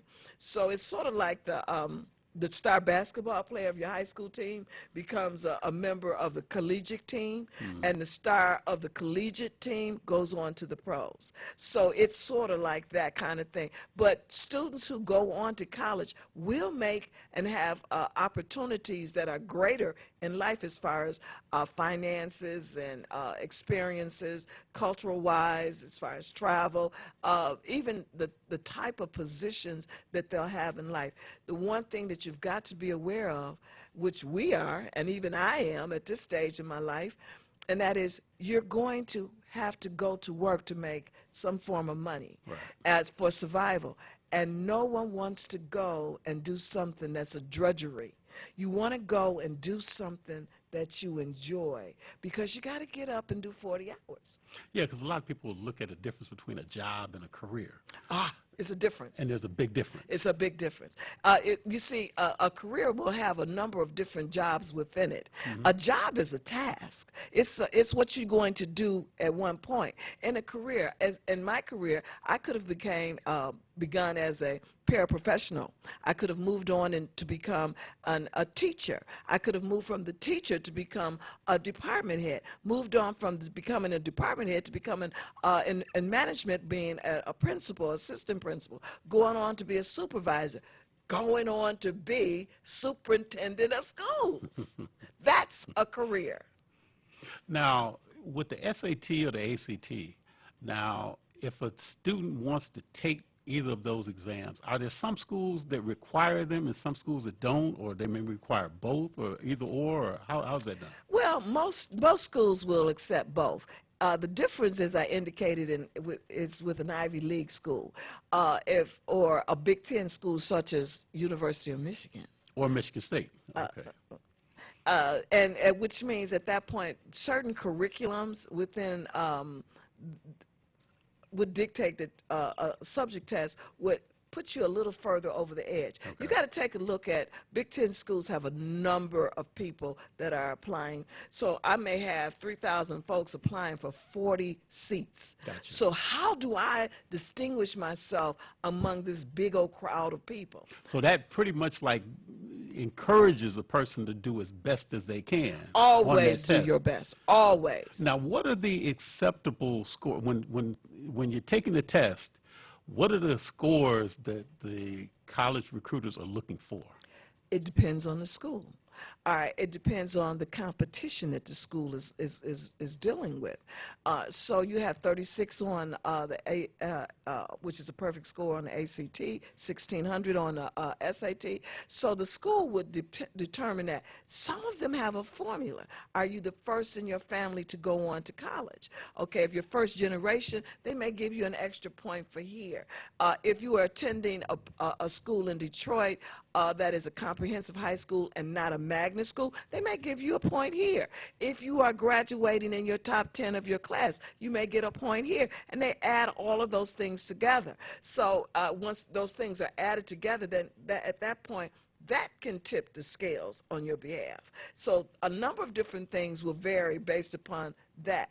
And then sometimes one of the biggest problems that we have is that you can get admitted if you can afford to pay the tuition and you come with a GPA.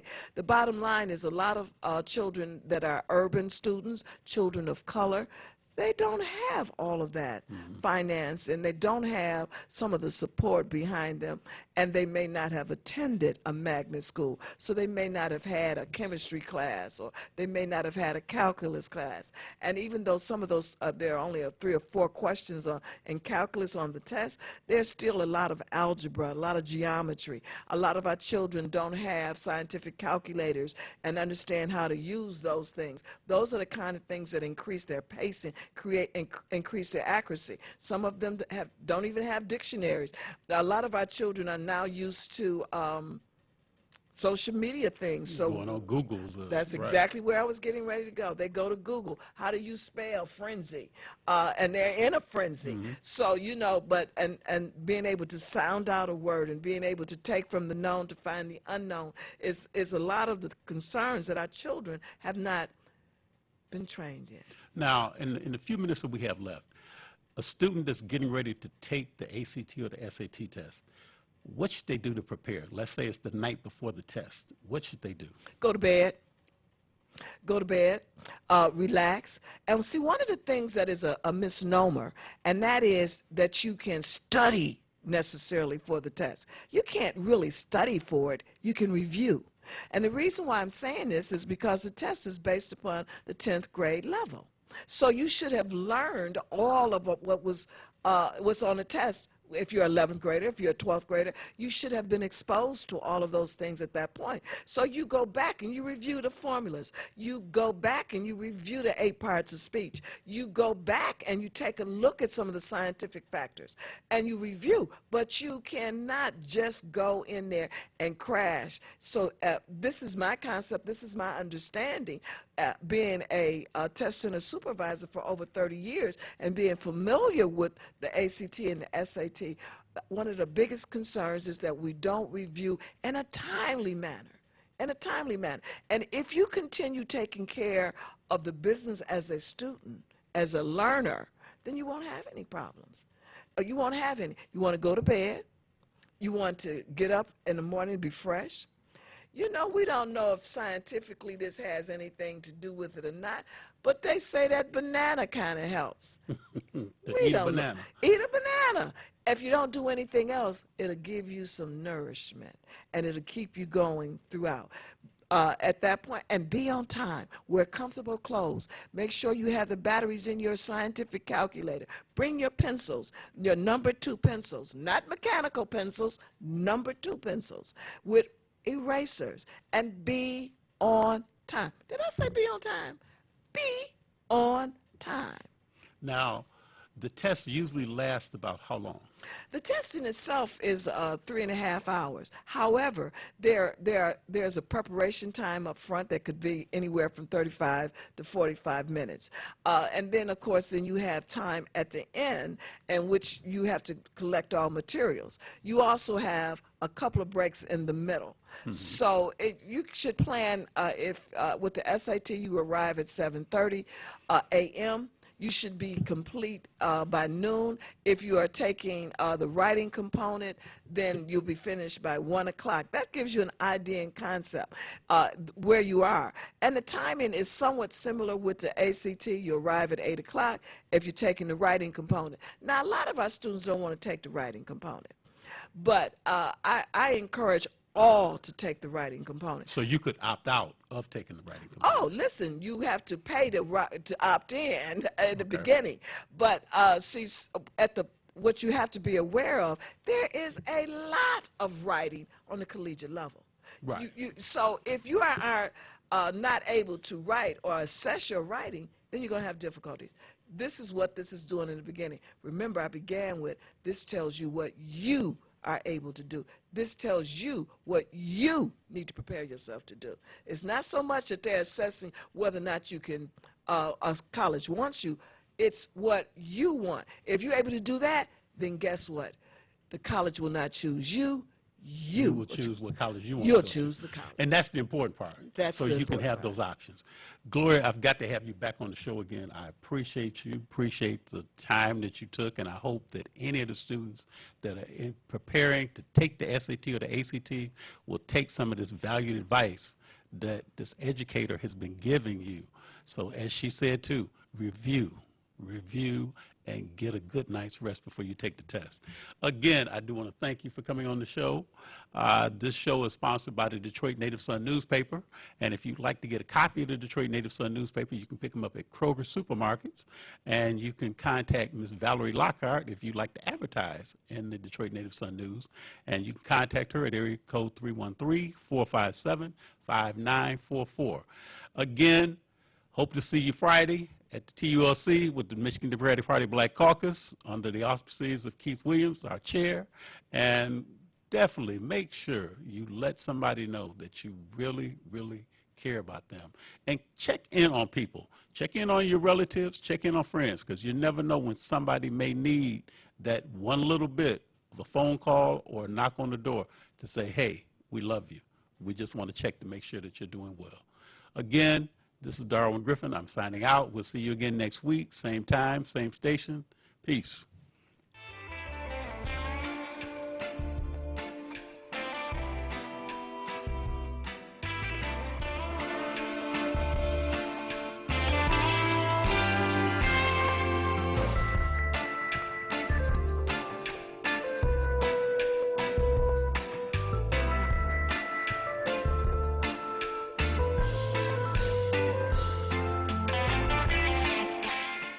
WHPR TV is now on Channel 90. Check out all of your favorite morning talk shows on Comcast Channel 90 every day from 7 a.m. to 12 noon. And watch us anytime, day or night, on all of your favorite Like to Wish you and your family season's greetings. You're watching WHPS, Highland Park, Detroit.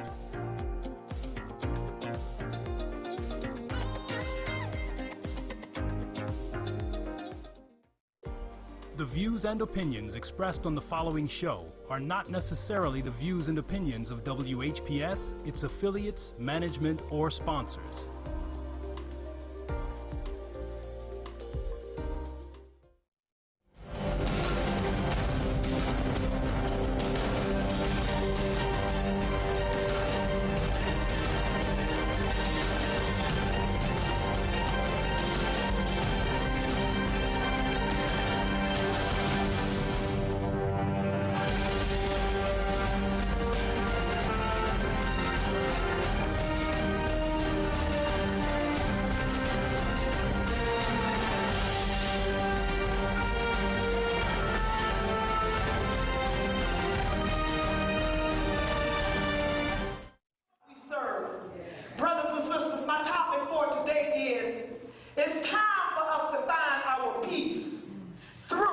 Christ Jesus. Amen. Y'all hear what I said? It's time for us to find our peace through Lord Jesus.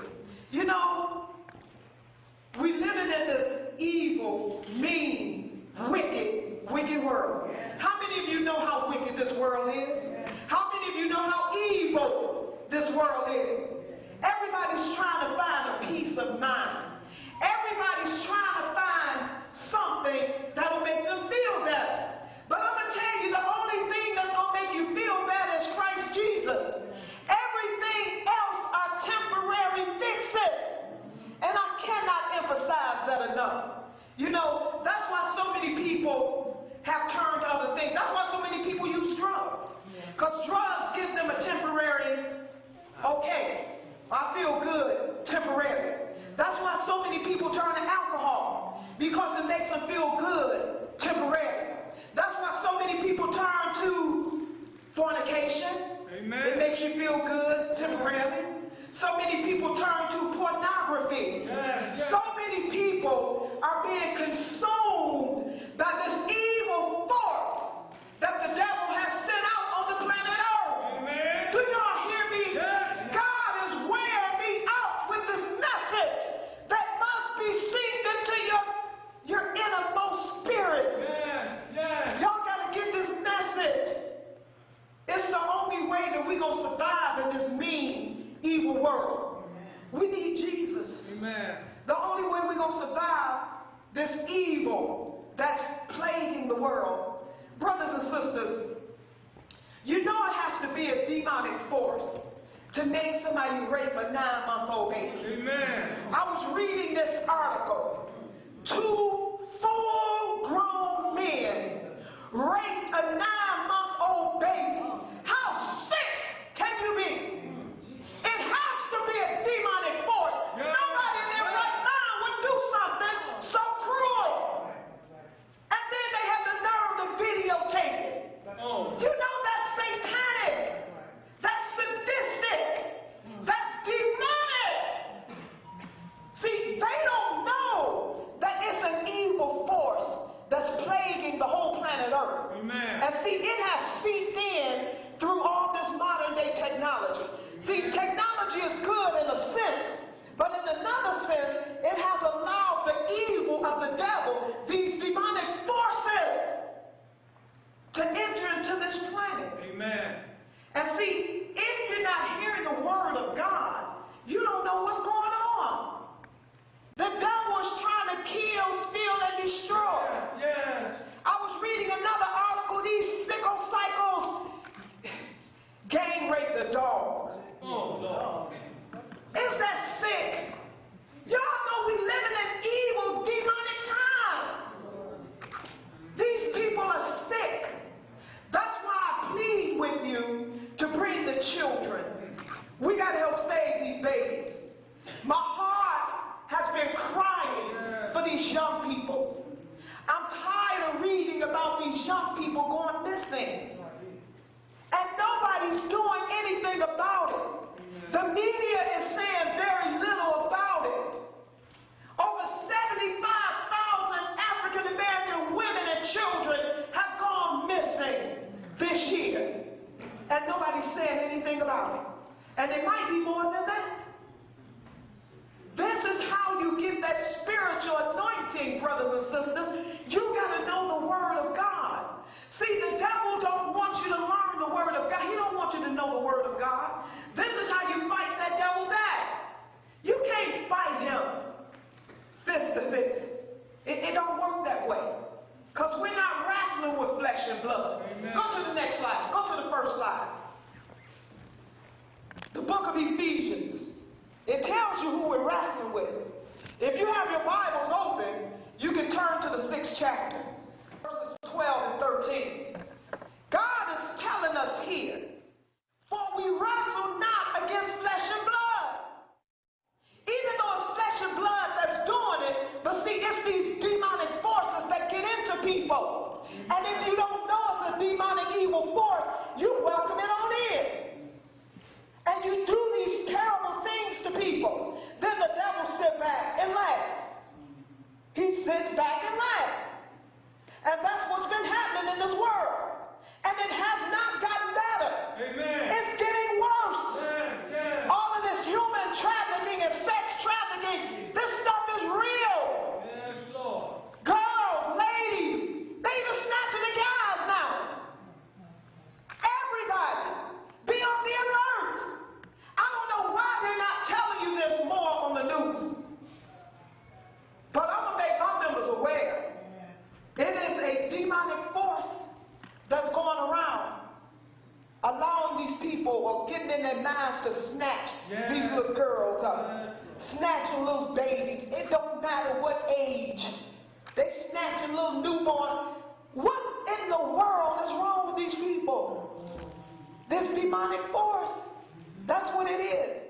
We're not wrestling against flesh and blood, but against principalities, against powers, against the rulers of the darkness of this world. Those are demonic forces. See, God is warning us of this. He's telling us where all this is coming from. Against spiritual wickedness in high places. See, God is warning us of this. He's telling us where all this is coming from. Against spiritual wickedness in high places. These demonic forces, spiritual wickedness, that's what it is. God tells us what to do. Verse 13.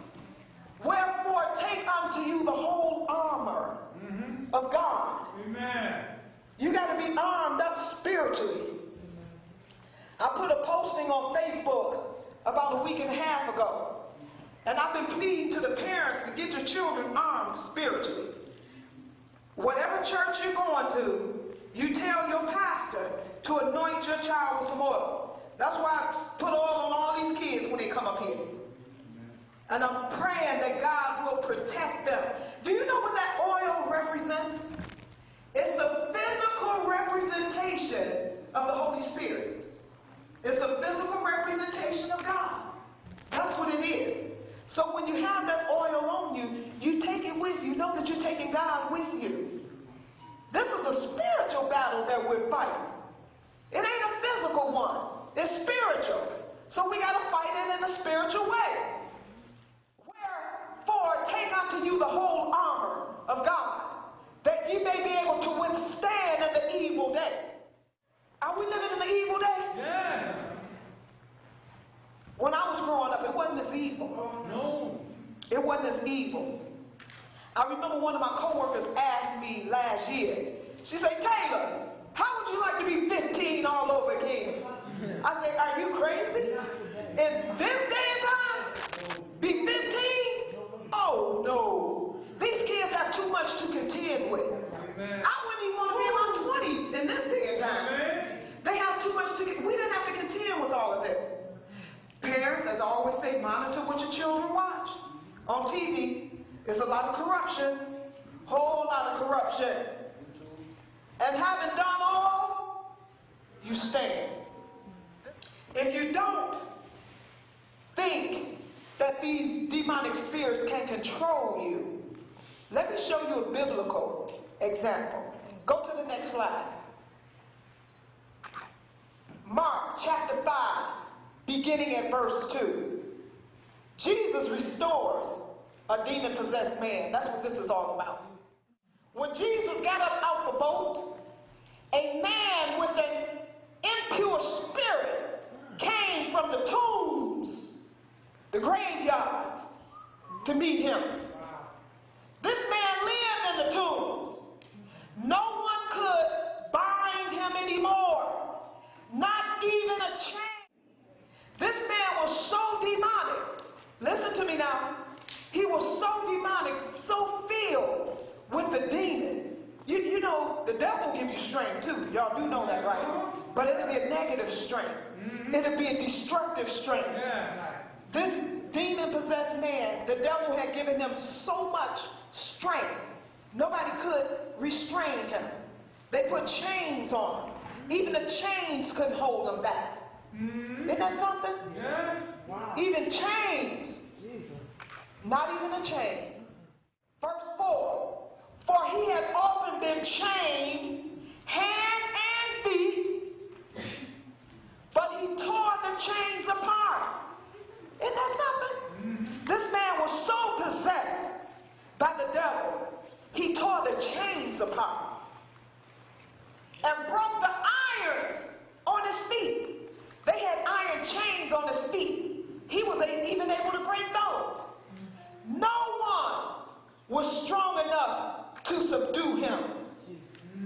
Night and day among the tombs and in the hills, he would cry out. He would even hurt himself, even cut himself. This is how demon-possessed this man was. When no one else was around for him to hurt, he would hurt himself. You know, the devil will make you hurt yourself. Amen. He will. Yes, he will. He will make you hurt yourself. Day and night, among the tombs and in the hills, he would just be out hollering. Just hollering, crazy, demon possessed, cutting himself with stones. Go to the next slide. Verse 6. When he saw Jesus from a distance, he ran and fell on his knees in front of him. Amen. Now I found this to be very amazing.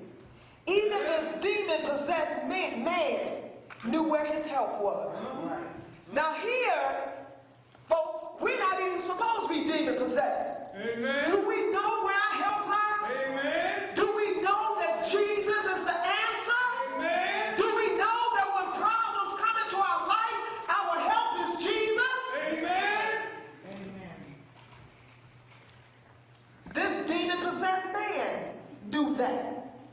The devil knows that. That's why he tries to trick you. Yes, yes. He's full of deceit. Yes. He's full of trickery. Amen. The Bible says that. Mm-hmm. Says the devil's job is to kill, steal, and destroy. Yes. And the Bible also calls him in the book of Revelations the great deceiver. Yes. Says the devil deceived the whole what? World. Not just little video Detroit. He deceived the whole world. Amen. And guess how he do it? He works through people. Yes. He works through people. Don't be one of the devil's pawns. Amen. See, I'm going to tell you this. God gave each of us a special gift. He gave each of us something called will. Mm-hmm. Will means choice. Yeah. You have to choose. God ain't gonna make decisions for you. No. You have to make that decision yourself. Amen. See, if God was gonna make all decisions for all of us, he would have just created a bunch of robots. Yeah. He didn't want robots. He wanted human beings. He wanted people who could think for themselves. Amen. People who could pray when trouble knocked at their door. People who would honor him, glorify him, give him praises. Amen. Our job is to glorify God. Amen. To give God praises. How do you glorify God? Those dancers know how to glorify God. Amen. Y'all saw them beautiful babies out here dancing today. Yeah. Beautiful little angels look so beautiful in that white. That's how you glorify God. You use the gift that God gave you to glorify God. You see how a band be on their post every Sunday? That's how you glorify God. You use your gift and talent to glorify God. Amen. See how our choir director got out here and sang? She glorified God today. Amen. Whatever you do for God, you're doing it. You're glorifying God. This is one of the ways you get that spiritual oil in your vessel, so that when you need God, he'll be there for you. Anybody ever needed God and he came through for you? Yeah. Thank you, Jesus. He's come through for me many, many times. Yeah. Somebody asked me one day, how do you know that it's a God? Because only a God could have done what God did for me. No one else could have done what God did. God showed up and showed out at the right time. Thank you, Jesus. I told y'all about that big Mack truck. Yeah. Was coming head-on collision with me. And I'm in a little bitty sports car, sliding on ice, coming head to head. All I could do was say Jesus. I didn't have time to get down on my knees and pray. I'm behind the wheel. All I could do was cry out, Jesus! Amen. That's all it takes. Sometimes you don't have time to pray. You just holler the name of Jesus. There is power in the name of Jesus. Superpower. Supernatural power. Amen. Supernatural means it goes beyond the natural. Amen. It goes beyond what man can do. Only God can do that. Amen. Only God could have stopped that truck about a foot away before demolishing me and my little car. 1 foot away. That was it. And it just stopped. Boom. Only God. How do I know it's a God? Only God could have did what God did for me. We need to turn our hearts back to God. That was my topic last Sunday. We need to turn our hearts back to God. I showed you 3 biblical examples of how God allowed the children of Israel to be taken into captivity because they turned their hearts from God. They started doing as the worldly people were doing. You can't do everything you see the world doing. Amen. Most of the people in the world is going to hell. Y'all want to go to hell with them? No. Y'all better get off that kick, monkey see, monkey do stuff. You better do what you know is right. I'm talking more so to the young folks now. Because I know sometimes y'all just follow the crowd. Whatever your homeboy do, you do. Homeboys have got a lot of people locked up. Homeboys have got a lot of people killed. Homeboys have got a lot of people beat down. Amen. Amen. You better follow what you know is right. Don't be weak-minded. You ask God to strengthen you. When the demon-possessed man, saw Jesus from a distance, he ran and fell on his knees in front of Jesus. And he shouted at the top of his voice, "What do you want with me, Jesus, Son of the Most High God?" Even he recognized Jesus as being the Son of the Most High God. This demon-possessed idiot! "What do you want with me, Jesus, Son of the Most High God? In God's name, don't torture me." This is what the demon-possessed man was saying to Jesus. Why? For Jesus had said to him, listen, why did he say that? This was the demon talking.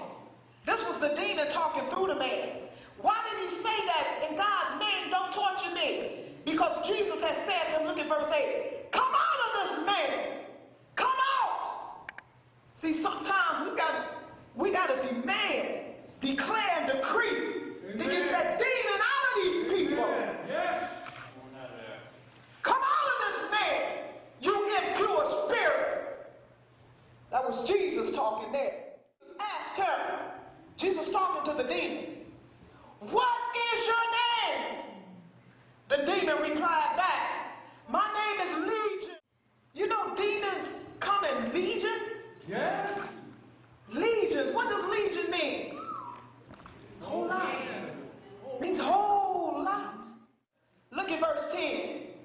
And he begged Jesus again and again not to send them out of the area. See, these demons knew Jesus had that power. They went to begging Jesus, "Don't send us out of this area. Don't send us out, Jesus. Amen. We ain't done demolishing people. Amen. We ain't done wreaking havoc on people." Amen. Go to the next slide. A large herd of pigs was feeding on the nearby hillside. The demons begged Jesus. I told you he was talking to the demons. The demons begged Jesus, "Send us among the pigs. Allow us to go into them." And look at the next verse. He, meaning Jesus, gave them permission. Gave them permission to go into these pigs. As long as you get out of this man. I don't think Jesus ate pig anyway. He didn't eat that swine anyway. Y'all know that swine, right? You know pig is the filthiest animal you can eat. That's right. He gave them permission, and the impure spirits came out and went into the pigs. The herd, about 2,000 and up, there were 2,000 pigs here. That goes to show you how many demons that legion had. It said the herd, about 2,000 in number, rushed down the steep bank into the lake and were drowned. When them demons got in them pigs, them poor little pigs didn't know what to do. They started going crazy. Just like when demons get into people. They start doing what? Going crazy. That's why all this crazy stuff is happening in the world. That's why all these crazy men can molest these little bitty little babies. Molest a little 9-month-old baby. I ain't never in my life heard of no sick, stuff like that. Then have the nerve to videotape it. 9 months. You know they have to be demon possessed to do something like that. Dirty dogs. They need to be castrated. Lord have mercy. Oh, Lord, forgive me for saying this. But they need that. Wow, a 9-month-old baby. Yeah, Lord. But see, when you demon possessed, things like that happen. Those tending the pigs ran off and reported this in the town and countryside. And the people went out to see what had happened. When they came to Jesus, they saw the man who had been possessed by the legion of demons sitting there, dressed, and guess what? In his right mind. Who did this? Jesus. Jesus. Who can help us when we're feeling some kind of way? Jesus. Who can help us when we're stressed out, burning out, depressed, oppressed, and every other kind of press? Jesus. Stop looking for these temporary fixes. Because those fixes are just temporary. Jesus can fix it for good. Don't run out doing all this immoral stuff, trying to get a temporary fix. Because it's just, it only lasts you 5 or 10 minutes, or however long that feeling lasts, and then it's gone. Jesus was getting into the boat. The man who had been demon possessed begged to go with him.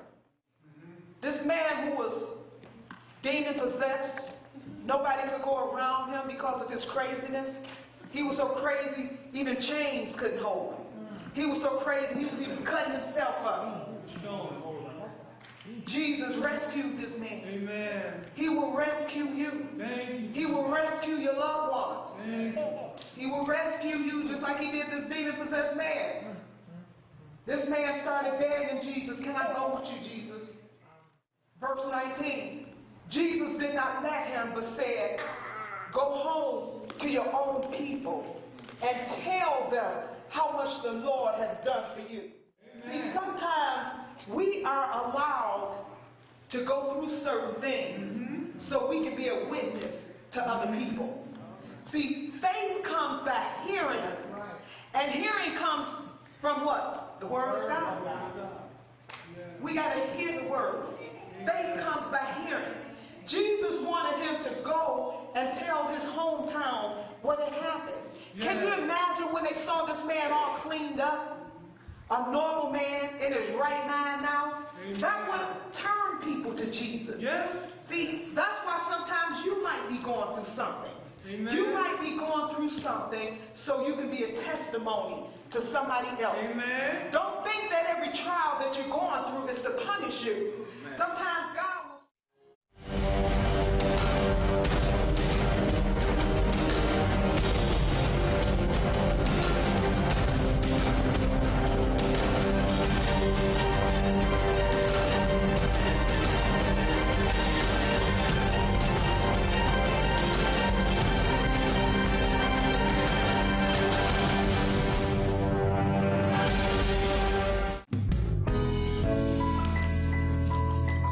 Thank you so much for watching The Power of Praise. My name is Dr. Savina Lachelle Taylor, and I am the pastor of Unity Mission Church.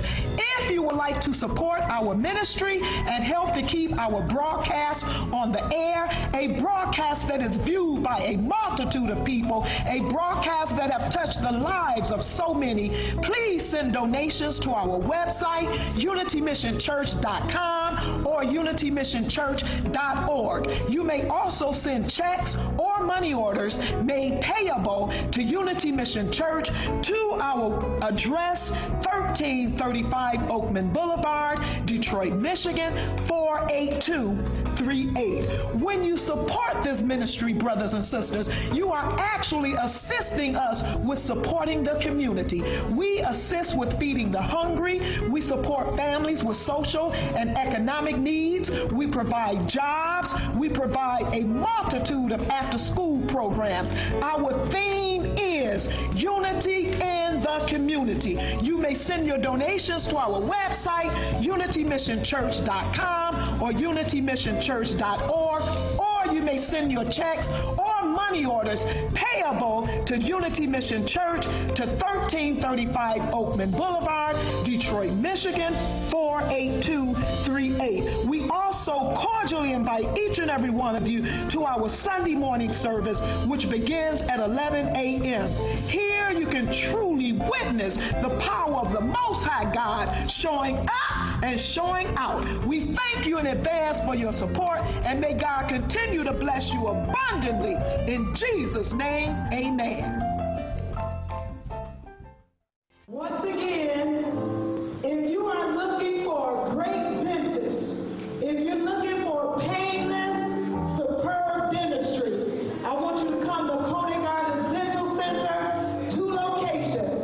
The first one is the East Side location, located at 2430 East 7 Mile Road. Hallelujah, we have a great staff there. Again, 2430 East 7 Mile Road. That's Coney Gardens Dental Center.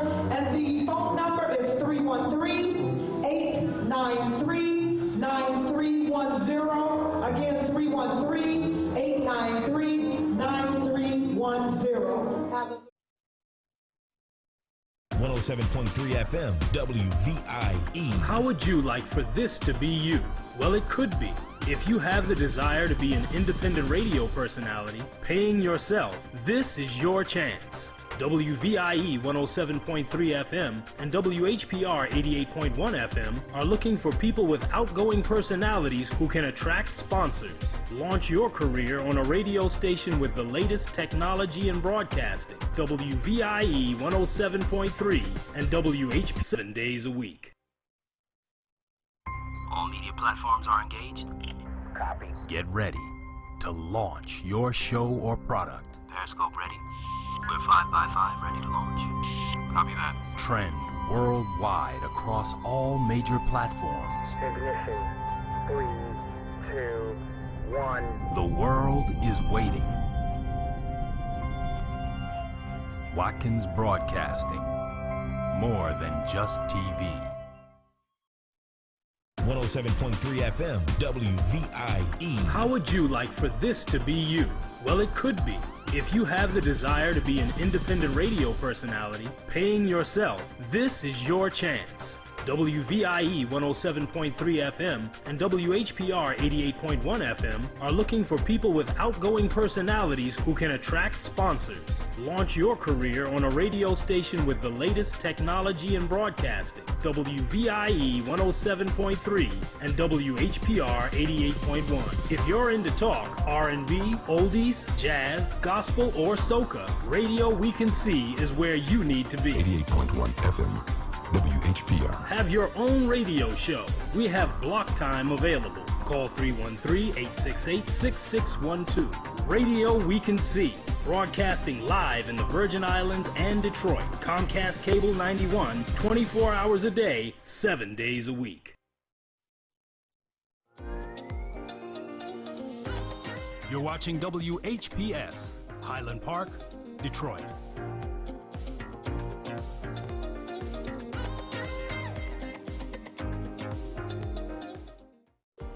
The views and opinions expressed on the following show are not necessarily the views and opinions of WHPS, its affiliates, management, or sponsors.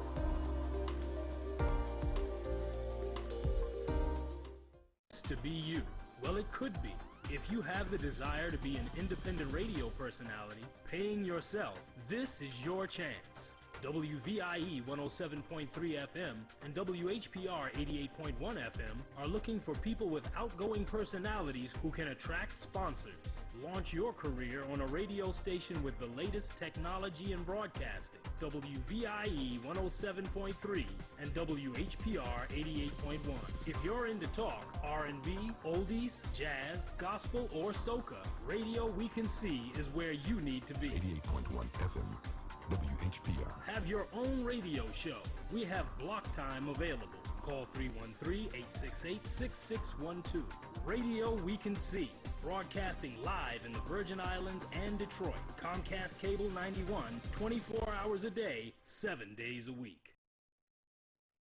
Hi, this is LaWanda. This is R.J. Watkins. Coming to you to bring you some information about the #1 detox in the nation, Lemon Burn. Lemon Burn helps to turn the fat into fit. It's for you, a happier, healthier you. Because you know healthy is the new beautiful. An all-natural way to improve your health. It promotes a healthy digestive system, attacks and reduces belly fat, as well as gives you energy. Need to get yours today. Call 313-868-6612. Don't forget to exercise and eat right.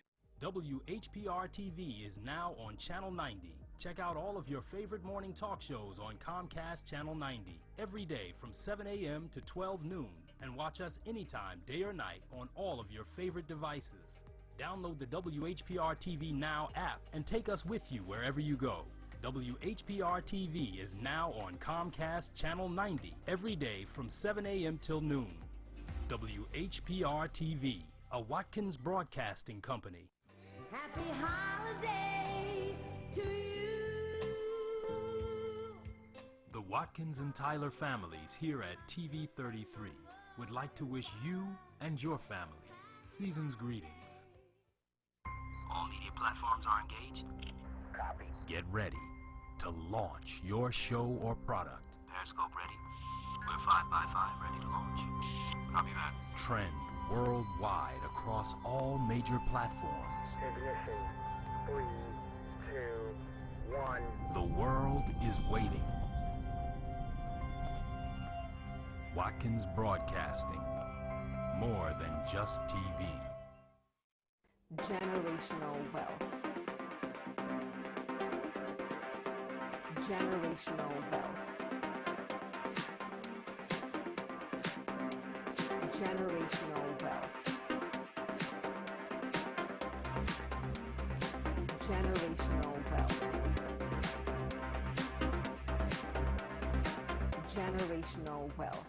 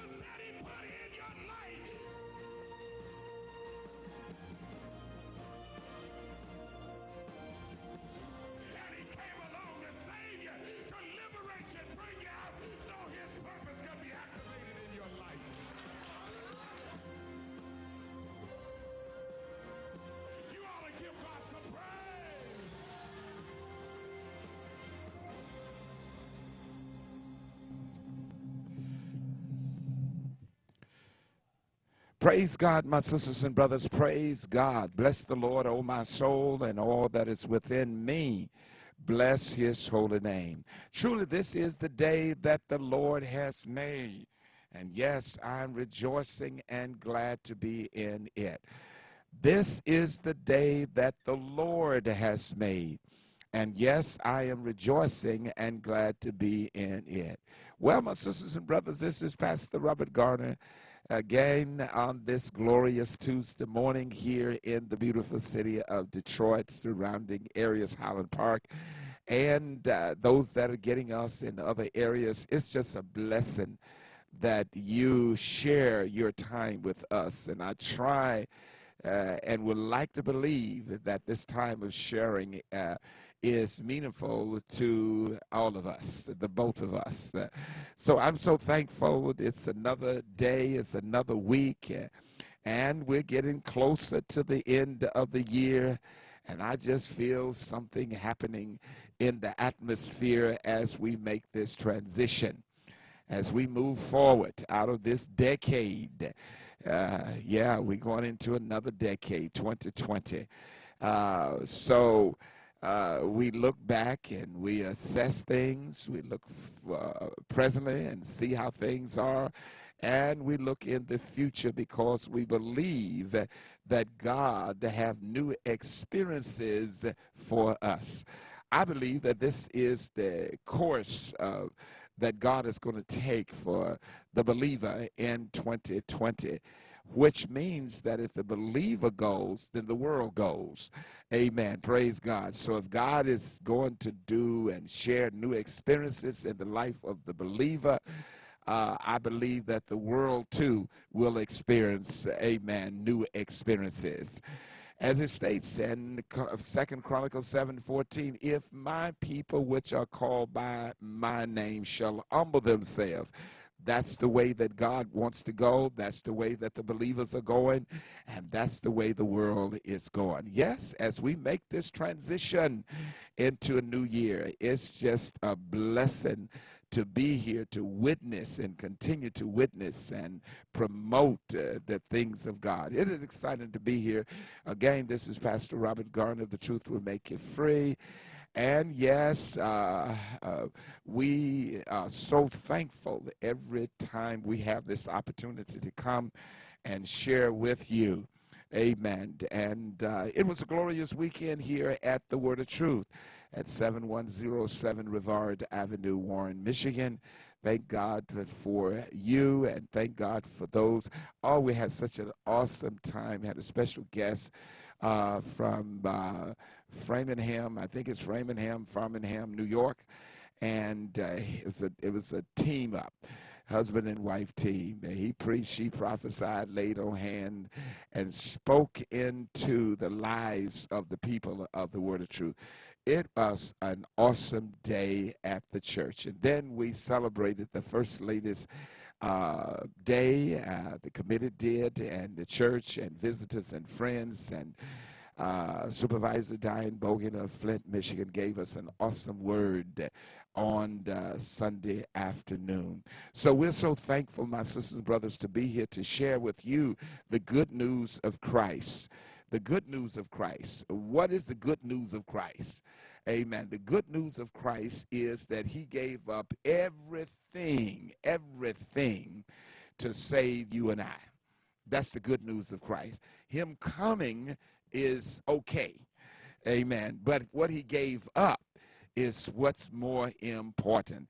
Amen. You know, sometimes people can come and don't do nothing. They can show up, but don't do anything.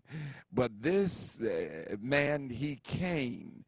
He was sent by his Father, and he came, gave his life, gave up everything of himself, and that you and I may be saved. I am so excited and crazy about Christmas. Not just the gifts and the exchange of the wonderful things. All of that goes with the season. However, we are just so thankful to know that the coming of Christ and the purpose of Christ coming was to save the world. God said in John 3:16 that God so loved the world that he gave his only begotten Son. Why? That whosoever, whosoever believeth in him should not perish. That should not perish, but have everlasting life, eternal life. So, my sister and brothers, and Romans 5:8, while we were yet in our sins, Jesus died. So he just didn't come to look around, but he came to save. So we're so thankful this morning to have that relationship with Christ Jesus. And as I know how this season can evolve and what it can take, how it can take hold of individuals as it relates to their thought processes. Everybody wants to shop. Everybody wants to get everything that they want to have. Everybody wants things to just go right, and that's good. But if it doesn't go the way you want it to go, you have planned it to go, know this: you yet can have joy. When you look beyond your circumstances and see the coming of Christ and what he gave up, it will satisfy every void that is in your life. So I'm so excited. It's another day. Last week, we stopped on the We was talking about what was necessary, why these things happening, why certain things happen. It's necessary. Some things are just absolutely necessary. And I don't care how we pray, fast, teach, talk, think, it's just going to be what the Bible says. And we who are Christians and following this end time revelation and what God is doing, we're not frightened about anything because we know that God is yet in control. It's only frightening if you don't know God. It's only frightening if you do not understand what the scripture says about the end time and the close of this age. Amen. It's not just that we're going out of one decade into another. We're celebrating another year. We're getting closer and closer to the return of Christ. Amen. So, my sisters and brothers, it's going to be a great day here at this station, TV 33, WHPR, and those that are catching us on different forms of outlet, cable. I believe that the cable is there. Comcast, and listen, we want you to get it today. So we're going to go back and begin to talk about some of those things, and in conjunction with what is necessary and the challenge that you have in your life. Underscore that God is not limited. He's all powerful. He's all-knowing. He yet has everything to make you happy where you are. So we have to understand God is able to make you happy and have peace and joy where you are, even though you may not have all what you call the necessary or necessities to complete this or complete that. You know, hey, you know, put the pie in the oven, and the oven will bake it. So we're so happy this morning. So we're going to be talking. I want you to get a couple of scriptures. We'd never quite make it to them, but we're going to try our best to read the word today into your life. Psalms 119:67, and we're going to go to Habakkuk, the 3rd chapter, verses 16 through 17, and we're going to look at Isaiah 40 and verses 28 through 31. And see what the Lord is saying to us today.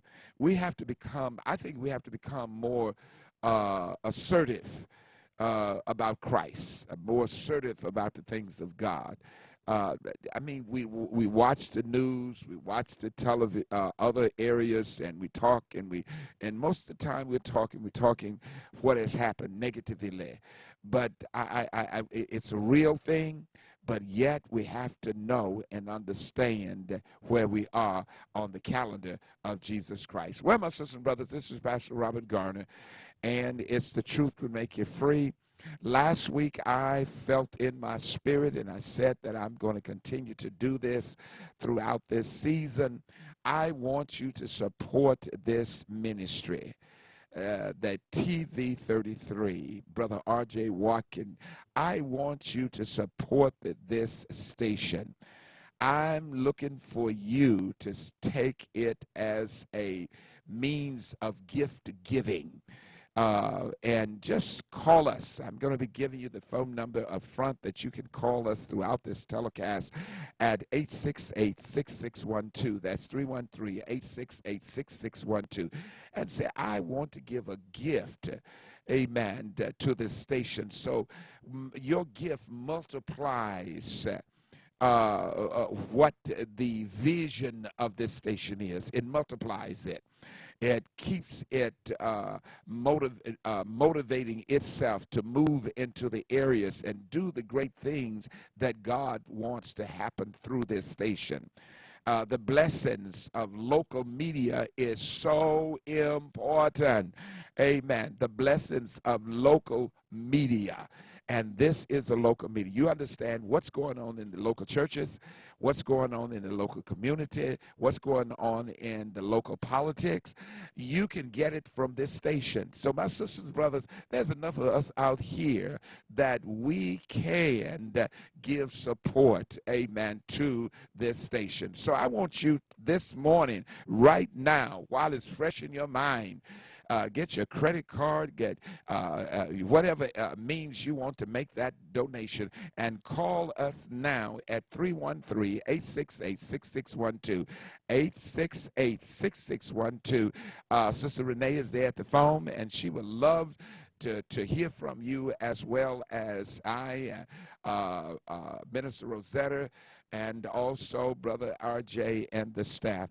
God is good, and he's good all the time. Well, I'm glad to have Minister Rosetta here with me again this morning, and she's going to attest to the fact that God is good, and God is good all the time. Minister, how are you? I'm so blessed. I attest to those facts. Amen. Amen. All right. I go on all record, right. glory to God, that you have heard from God again. God Praise is good. God. He's good all the time, and he's good to me. And he's good to me. Yes, hallelujah. And you know what? And that means that he's alive. He is alive. He's Ooh, well. Jesus, he is alive and well. And he will be good to anyone that hallelujah. calls upon his name. Yes, he will. And what you already said earlier, it just ministered such life to me.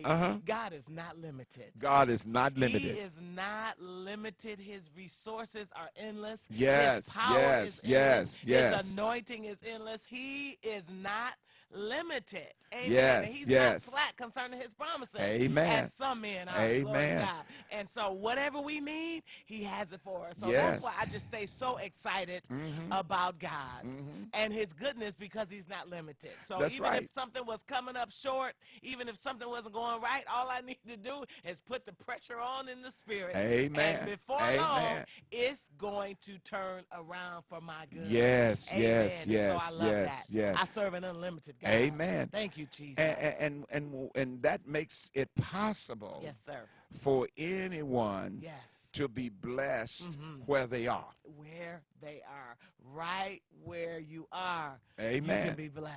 Whatever, That's good news right there. That's good. Say that again. Wherever you Yes, are, hallelujah. you can Jesus. and will be blessed. Yes. He said, Ooh, that's whosoever calleth on my name Yes. shall be saved. Shall be saved. Not Glory to God. just salvation to go to Amen. heaven, Yes. but saved from your conditions. Yes, that's so true. Saved Glory from to your God. circumstances. Yes, glory Saved to from God. the problems Yes. that going on in your life, because he furnishes to Jesus. us Hallelujah. Ooh, that glory which to is God. necessary, Yes, it's necessary to bring us through Wow. or bring us out. My God. Amen. Glory to God. That's That's- it right there. that's how it works. Thank you, Jesus. And And that's what- salvation is so much more than just being saved from Yes, hell. yes, Amen. It's yes, preservation. yes. It's life. It's protection. Amen. It's healing. It's so many things. And like you said, you will be saved Amen. from your present situation. Glory to God. Hallelujah. Amen. Thank you, Jesus. It certainly will happen. Hallelujah. And that's what, when I talk about the necessary, there's certain things that necessary that happens in our lives that we do not like, do not appreciate, but it doesn't diminish the storehouse of God. Jesus, it does. Sometimes these things come, minister, that shift our thinking, that shift our possibilities, to shift where we are in our thinking and our relationship with Christ and others. Wow, that's And good. when we get to that point and we can make the U-turn, Yes. amen, then we'll see that God really loves us. He does. He Hey, does. because what I thought that I didn't have, couldn't have, Right. then God made it possible for me to get it. For me to get it. And I said in the beginning of the telecast, Jesus just didn't come.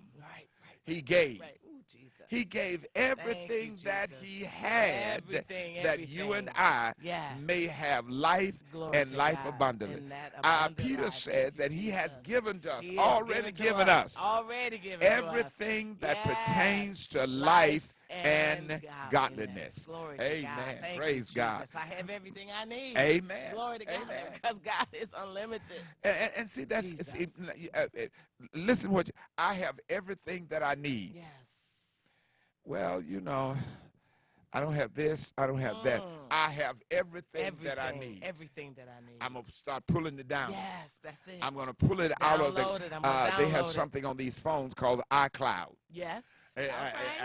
You get hung up there in iCloud. All right. It stays there. Yeah, So let's pull it down. Let's pull it on down. Let's pull it on. Let's download it. Let's There's get it something in the Yeah. universe Oh, that Jesus. God has placed there for you, and all you have to do is pull it down. Just pull it It's down. there. Glory to God. It's already Wherever the there. lack is, whatever Pull it the down. need, whatever Thank the you, want Jesus. is, Hallelujah. there's an iCloud over My your God. head. There's an Hallelujah. iCloud over your circumstances that all you have to do is tap into, because God is not limited to any circumstance or situation. Hallelujah. Going in this Christmas Pull it season, down, pull it down. you need to know this. Yes. Woo, You glory need to to know God. this. Hallelujah. Amen. Hallelujah. That God has Yes. everything that I need. Thank you, Jesus. Everything I need. Everything. We got Everything to I understand this. Yes, I have some hallelujah. desires. Thank you, Jesus. But my desires Hallelujah. supports me in different ways. My hallelujah. desires, Yes, yes, my yes, yes. needs, or my necessities Yes, yes, of yes. life. Jesus. God meets my need. Yes, he does. He Yes, will he meet does. your need. Hallelujah. Amen. Praise God. It's just like I need a car. Yes. I don't need a Mercedes. Amen. That's desire. I desire a Mercedes. I desire I Mercedes. literally do. You know, I desire Rolls Royce or Lamborghini or whatever. I desire those, but that's not a need. Right, that's true. God meets your need. Glory to God. And you know what? Hallelujah. When God supplies our need, Yes, yes. you're going to feel like you're riding in Thank you, Jesus. the best made vehicle, Yes, living in the glory best to made God. home. Hallelujah. Because what is going to happen, you're going to begin to appreciate Yes, sir. where you are. Yes, sir. Yes, You're going sir. to look Yes, around and see the Mm, blessings and of see God. How blessed we are. Amen. Glory to God. It's That's there. so good. That's so Well, good. as we often do, we just jump Pull it into down, things. pull it down, pull it down. That's what we got to Pull do. it down, pull it down, pull it down. I was going to ask you, how was your weekend? But Pull it it seemed down. like we just Lord have mercy. got beyond Yes, that. yes, yes, yes. Pull it Amen. down. But minister, I want us to touch and agree right now Hallelujah. Jesus. that God would touch the hearts of our viewers Yes. Hallelujah. and sow into the ministry Amen. of this station. Praise God. Amen. Thank you, Jesus. I was watching one particular telecast, and I think the pastor said that he needed about 5, 6, or 7, somewhere millions of dollars. And he said, well, you all gave me 3 of them. Amen. And I'm so thankful. Yes. Praise God. Yes.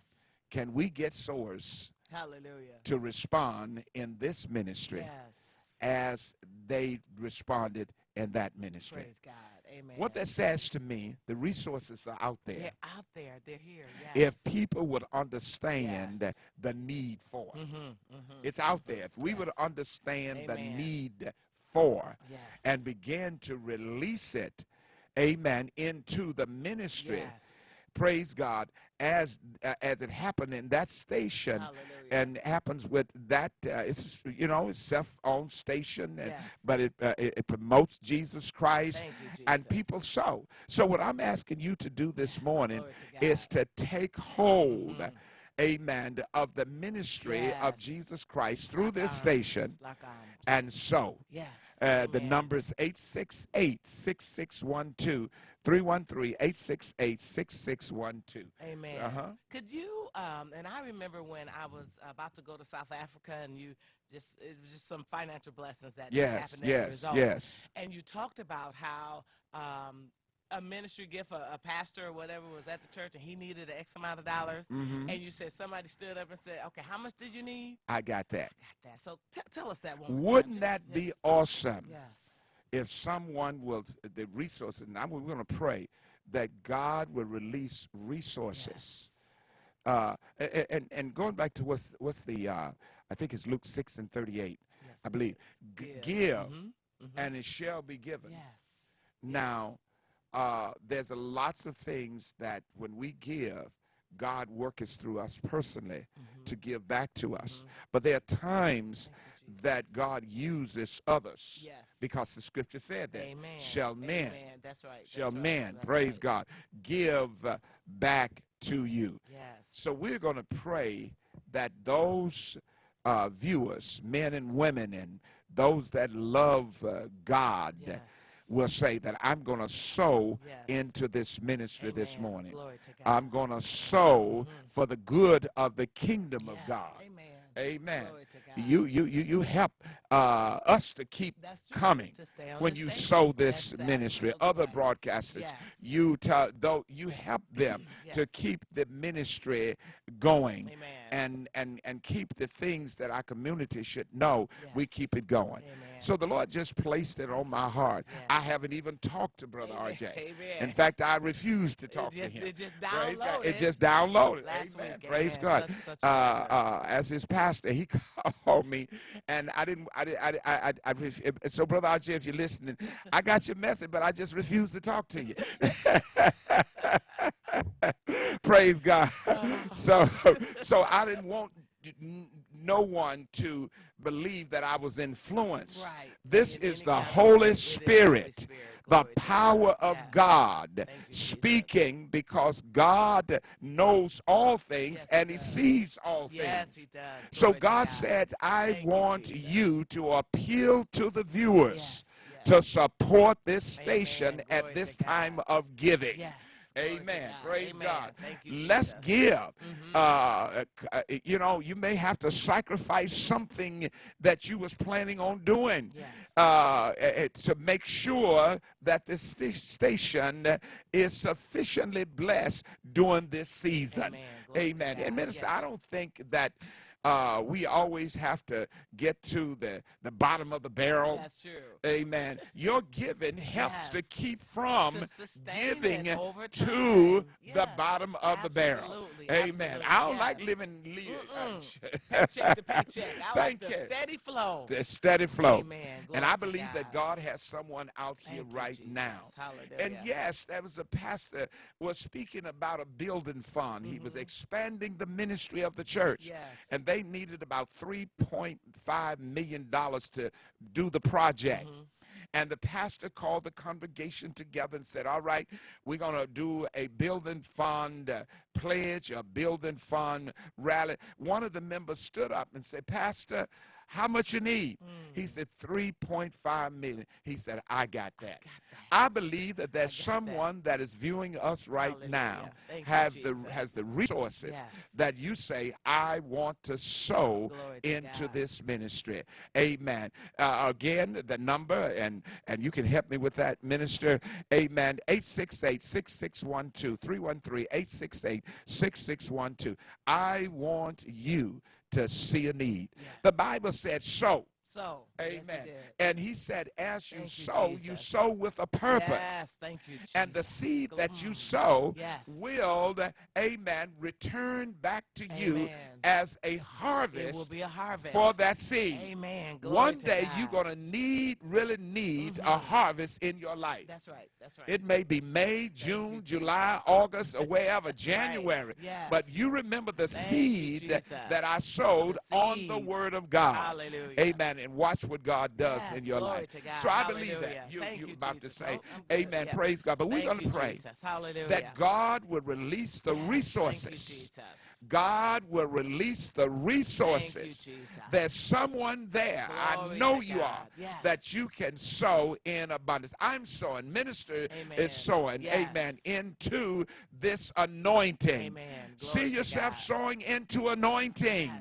And the prosperity is going to come from God. I challenge you today to sow into the anointing of God and watch the abundance of God begin to flow in your life. Oh, glory to God. Father, we just thank you, we praise you, we bless you, and we magnify your name. We thank you that this indeed is the day that you have made, and we've come to rejoice and to be glad in it. Thank you, Jesus. And Father, thank you, Jesus. Speak release of resources right now. Right in now. the name Right of now. Jesus, oh God. Father, we thank you and we praise you that just like you're raising up peacemakers across the land, oh God, you are raising up givers and sowers in the name of Jesus, oh God, into this land and into this specific territory of this nation in the name of Jesus. Father, we thank you and we praise you. There's so much silent wealth out there in the name of Jesus, oh God, and we're calling it into this station in the name of Jesus, oh God, to lift up the arms, to be the Aaron and the Hur in the name of Jesus, to lift up the arms of this station, Father, financially in the name of Jesus, oh God. You said to give, and it would be given unto us. Good measure, Yes, pressed down, yes, shaken together, and yes. running over. Men will give into our bosom. Glory to God. Hallelujah. Hallelujah. And Father, we thank you. We praise you, oh God, for obedience to that word in the name of Jesus. Yes, We shall yes, sow, oh yes. God, and receive a great harvest Yes, in the name yes. of Jesus. Father, we thank you that Thank this you, is good thank you. ground in Good the name ground, of Jesus, good oh God. ground. It's good ground, and Father, we Yes, thank you. yes, we praise you, oh God, yes, that a yes. return on the giving has already been promised according to your Hallelujah. word in the name of Jesus. We release it now in Glory the to name of God. Jesus. We bind the spirit of fear and the spirit of lack in the name Hallelujah. of Jesus. When you give, you're not losing something, you're Thank you, gaining Jesus. in Thank the you, name of Jesus. Jesus, oh Thank God. you, We thank you for Jesus. gain in the name of Hallelujah. Jesus as we give. Glory to God. There's gain as we give and not loss in the name of Jesus, oh God. We sow our seeds Thank in you, the name of Jesus. Jesus, Thank you, Father. And we Jesus. thank you, we praise you that you're speaking to each viewer, oh God, each listener Yes, in the name of yes, Jesus, oh God. yes, And they're yes. listening to you, oh God. They're asking you, what shall I give? How much shall I give, Father? And we give you glory, honor, and praise as each one does something, oh God. We put it Hallelujah, together and it hallelujah, becomes a hallelujah. massive tool in your Yes, hands yes, in the yes, name of yes. Jesus. Glory to God. You said in your word, it really is more blessed to give than to receive in the name of Jesus. So God, you're raising up givers right Yes, now right in the now, name in of the Jesus. name And of they'll be Jesus. obedient, Father. You said that we would be willing and obedient. We would eat the good of the land in the name of Jesus, Father. And I thank you that as your people are being obedient, as they're being willing in the name of Jesus, you're going to Yes, open up, yes, like you said yes. in your word, oh God, the windows of heaven. You're going to pour out blessings, oh God, that we won't Hallelujah, even have room enough hallelujah, to receive. hallelujah. Thank you, Lord, for testimonies upon testimonies of financial miracles and of harvest as a result of sowing seed even into this Yes, anointing, yes, Father. We give yes, you glory, yes, yes. honor, and praise. We thank you. You're Thank moving you, on the thank hearts you, of men thank and you, women, thank you. boys and girls everywhere across the land. Father, we Hallelujah. thank you for the business owners, oh God, that will sow into this Yes, station yes, in the in the name name of of Jesus. Jesus. Glory to God. Hallelujah. They won't close the hand, but they'll open it to giving in the name of Yes, Jesus, oh God. We yes, speak to the yes. philanthropists that are already out there listening, oh God, that you will speak to them to sow into this station, oh God. We give you glory, honor, and we give you praise, oh God. And we pray protection over this station in the name of Jesus. We plead the blood over this station, Yes, over the yes, owners in the yes, name of yes. Jesus, all the operators in the name of Hallelujah, Jesus, oh God. hallelujah, We thank you for the hallelujah, vision that you've hallelujah. given them in the name of Jesus.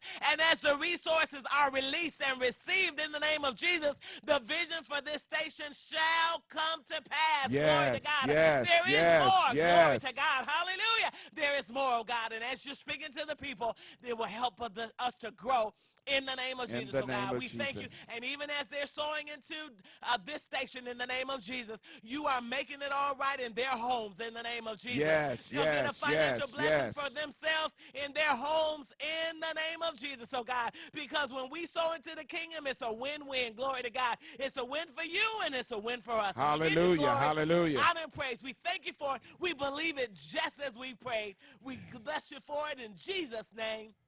Amen. Amen. Glory to God. It is so. Glory It to is God. so. Thank you for And the harvest. so it is. Thank you, Jesus. Listen, my Thank sisters and you, brothers, Father. this is your time Glory to God. to lift this Yes. station. Thank you, Jesus. And as you lift this station, Hallelujah. you're lifting people You're in the lifting community. people. Yes. Glory You're to lifting God. people, those that are Yes. listening Thank you, to us at Jesus. far. I Hallelujah. just believe that there's someone out here, minister, Amen. that needs us. Yes. Amen. This oil that is upon our lives, they Jesus. need it. I believe that God releases breakthroughs, Amen. healings, and deliverances Amen, amen, through the amen. people. Now, Yes. as you was praying, the God spoke to me about fear. You know, fear can stop you from doing a whole lots of things. Yes, yes, it will. Fear can cut off your destiny. Yes, it will. Fear can interrupt your purpose. Yes. You know, sometimes we give in fear. You know, we pay our tithes and our offerings in fear. My Lord Jesus. God cannot bless you in fear. I felt that. Glory to God. Hallelujah. God cannot bless you in fear. We have a call. We do. Amen. We're going to take this call, and then I want to come back to you to right there. Amen. God wants this to be a fear-breaking time. Oh, my God, minister, I felt it. When you were praying, I felt it. God said the fears in your life have hindered your prosperity and success. Wow. God, through your giving to this station, God wants to break that fear bondage from your life. Amen. As I was saying, is that we pay our tithes and our offerings. Amen. It should be a time of giving with freedom. Yes. Because God says, bring the tithes in the storehouse that there may be in my house. And everything from there talks about what he's going to do for what you. He's going to do. Yes. For you. Yes. Amen. You, the giver. Hallelujah. But you may not getting it because you're giving your seed in fear. Praise Lord God. Jesus. Fear what's going to happen to me if I release this. Praise God. Yes. But God is saying to me to oh my God, I feel this.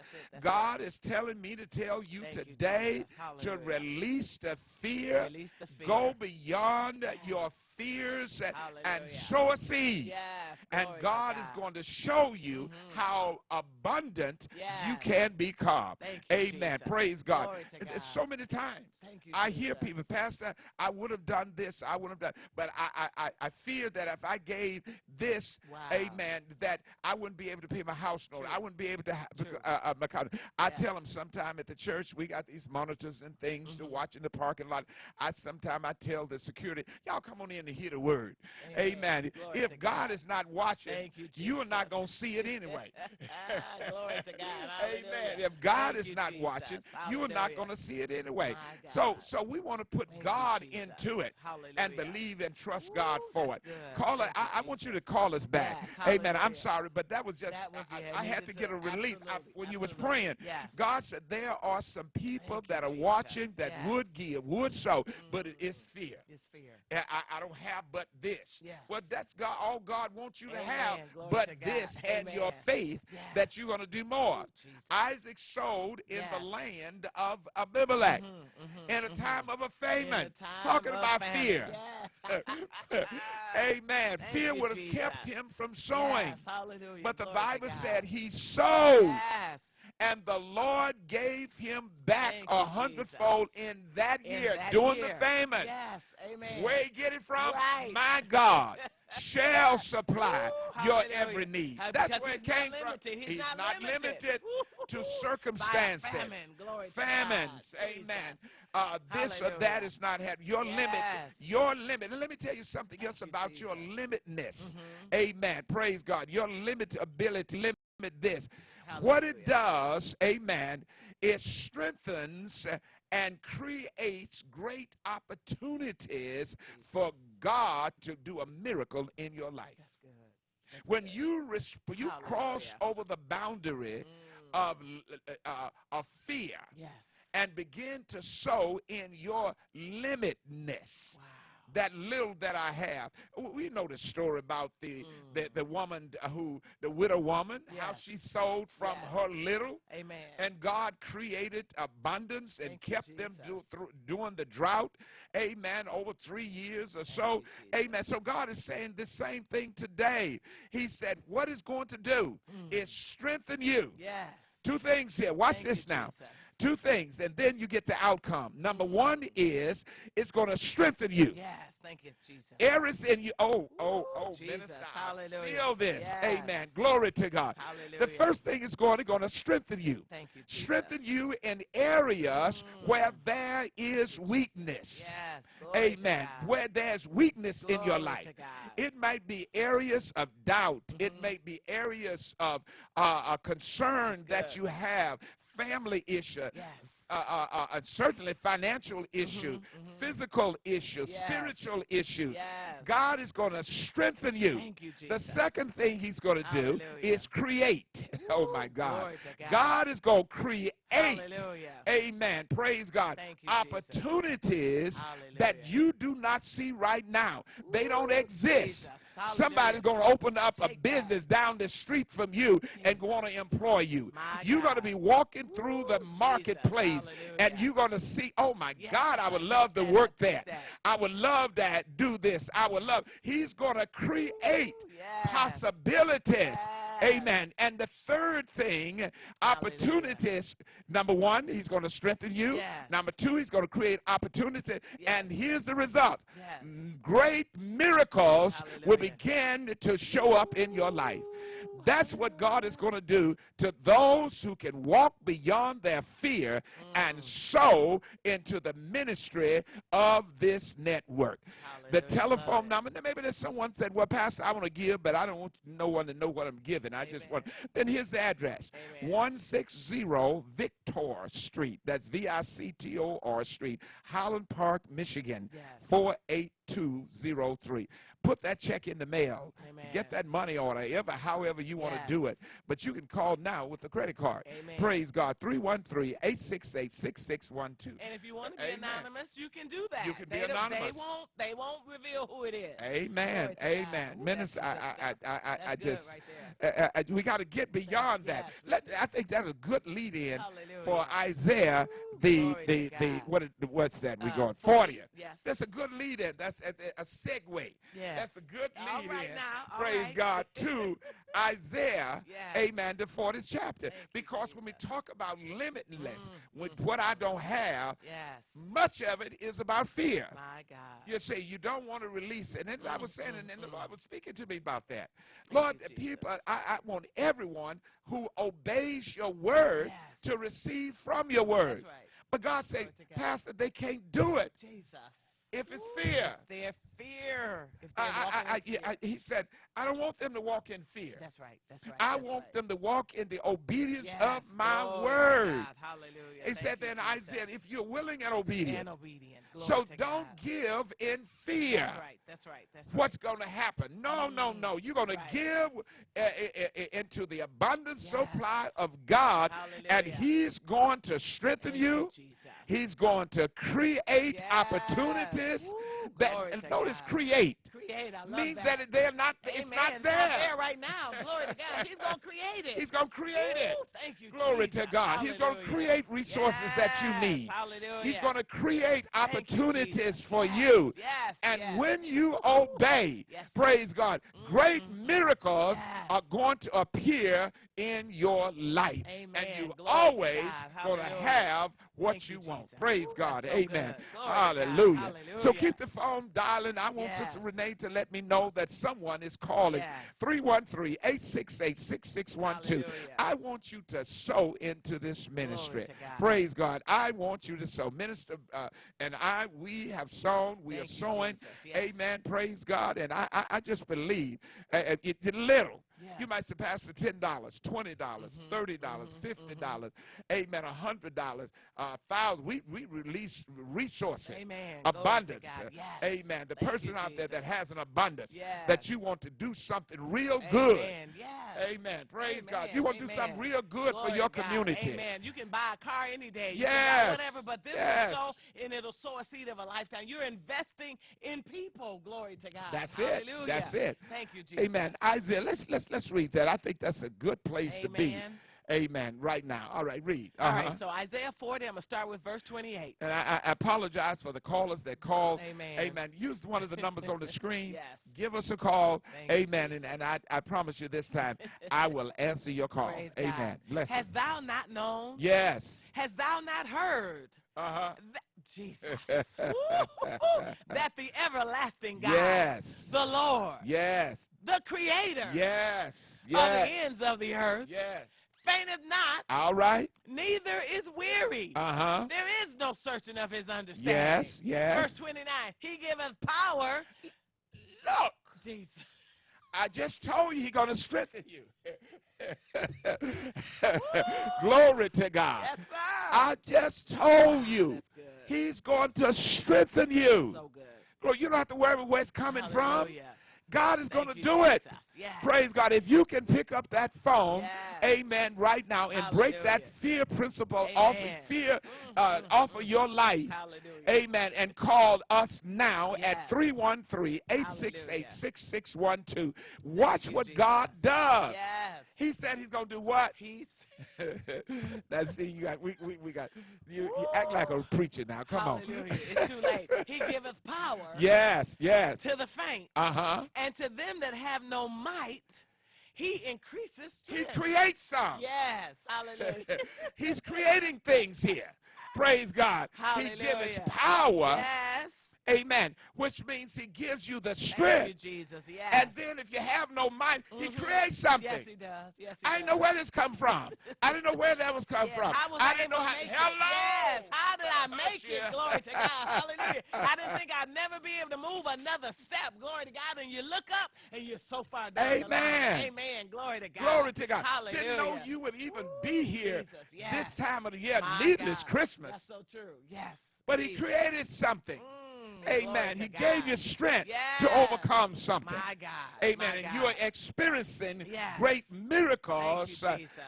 as the effect of what you just did. My God. All right. All Glory right. to God. So wait a minute. Before that, so you said the first thing is he will strengthen you. he will strengthen you. And then the second thing you said, he will create opportunity. Yes. Glory to Create God. opportunity. Hallelujah. My God. Glory to God. And then we're going to see the miracles. And we'll see the miracle. He creates the Thank you, opportunity. Jesus. He Hallelujah. strengthens us. Yes.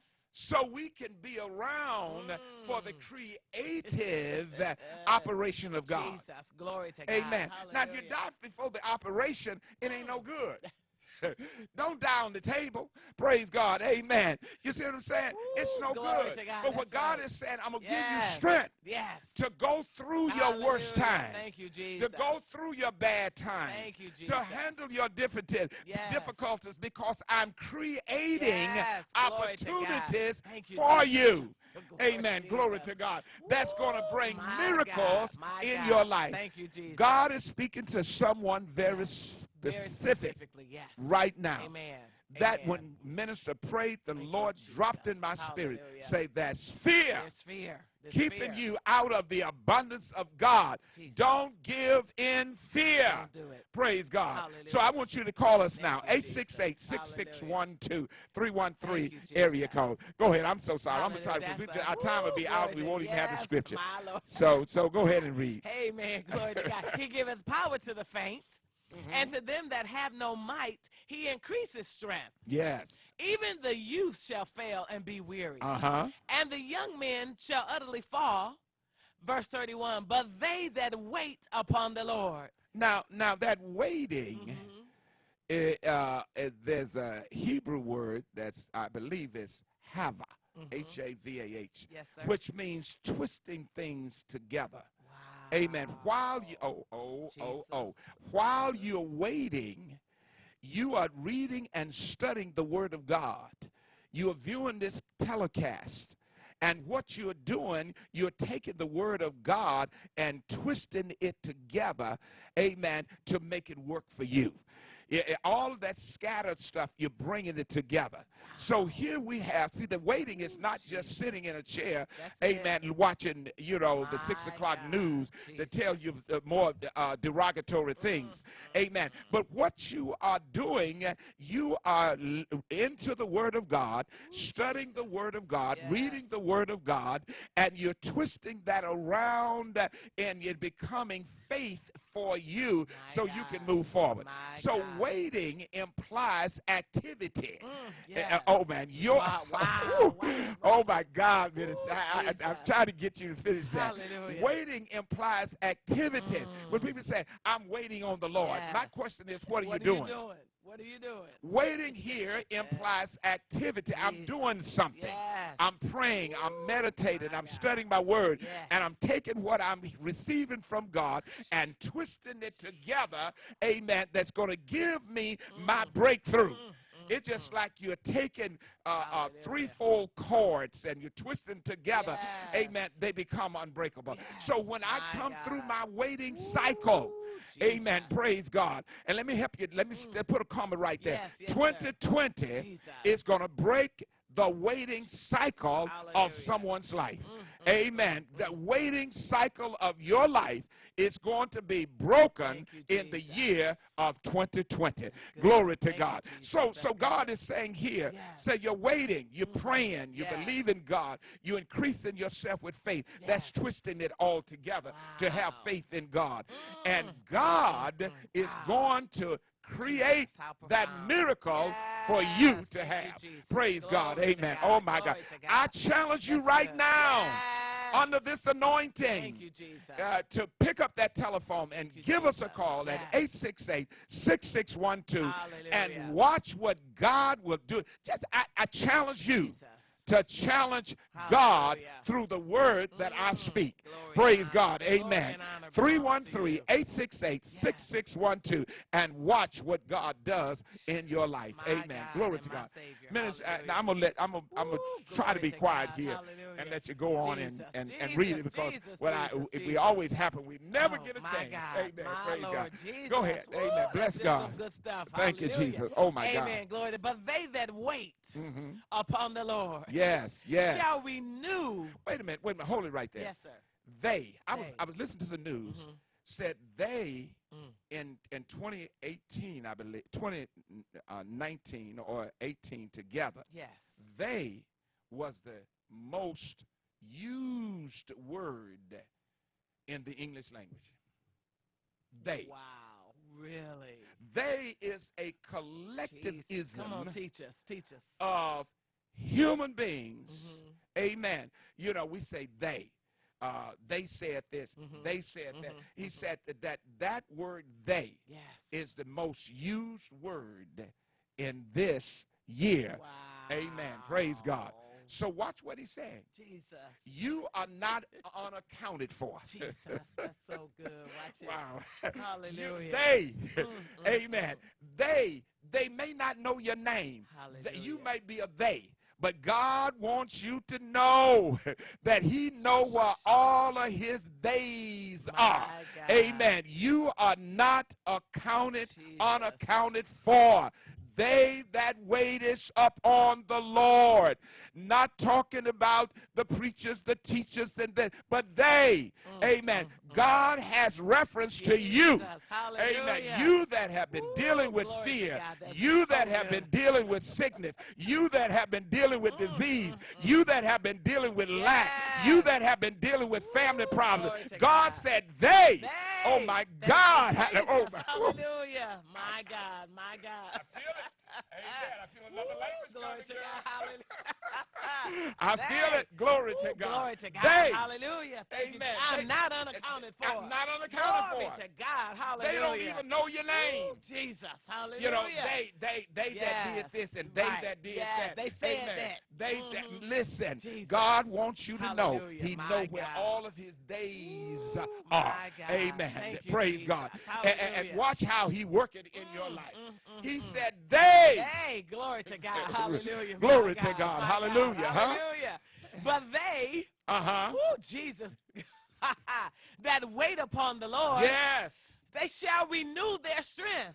There we go again. Amen. Glory to God. The first thing is strength. Yes. Glory to God. You Hallelujah. need to get your strength back. Yes. Thank you, Jesus. Hallelujah. The man that was at the pool of Bethesda Jesus. that was Hallelujah. there for 38 years, as we Hallelujah. know. Thank you, Jesus. The first thing he had to do is get his strength back. Thank you, Jesus. Someone needs right now to glory declare, to God. Yes. God, give me Thank my you, strength Jesus. back. Hallelujah. And God is saying Thank that you, your Jesus. strength is going to Yes. come Hallelujah. through your obedience Yes. Hallelujah. and your challenge that Thank God you, is Jesus. making to you right now Thank you, to Jesus. sow a seed. Hallelujah. Glory to God. Glory to And a God. seed is the only thing that we can Jesus. sow Yes. tangibly Amen. that will change Jesus. our direction. Yes. Hallelujah. A seed is the thing that changes Yes. outcome. And a seed will meet any need. It'll Glory meet to any God. need. Yes. Glory to God. Glory, Hallelujah. Glory Amen. to God. They. Ooh, that's good.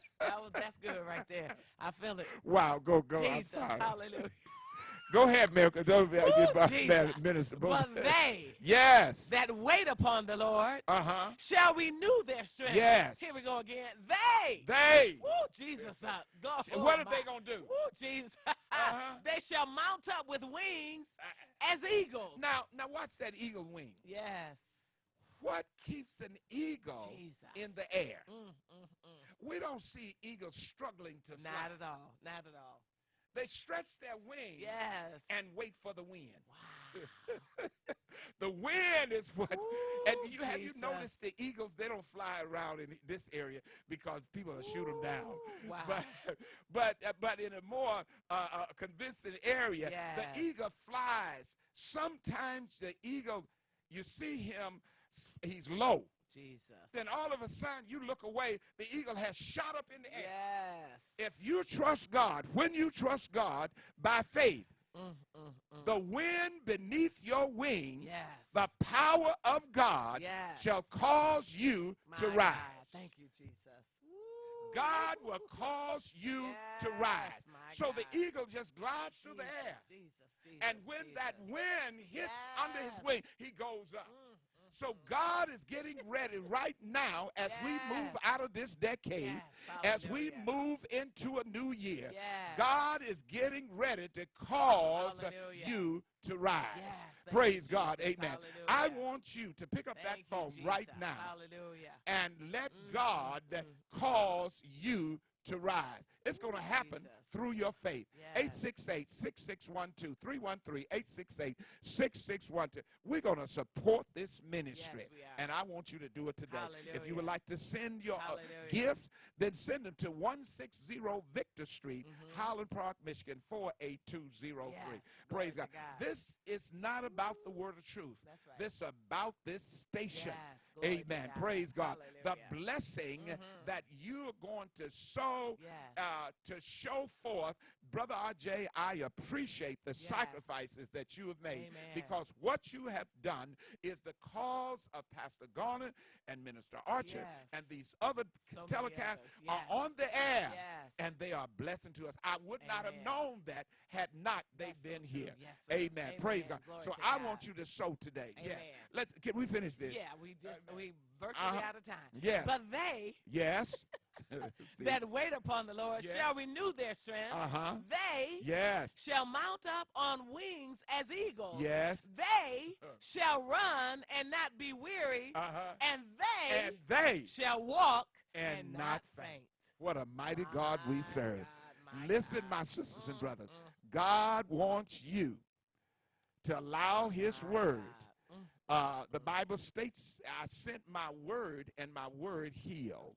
Right now, in the name of Jesus, I release an anointing upon every viewer that the God of this universe, Jehovah, the God of all provision, the God of all might, will touch your hearts and your minds and allow you to walk beyond your fears, walk beyond whatever your doubts are, and sow into this ministry.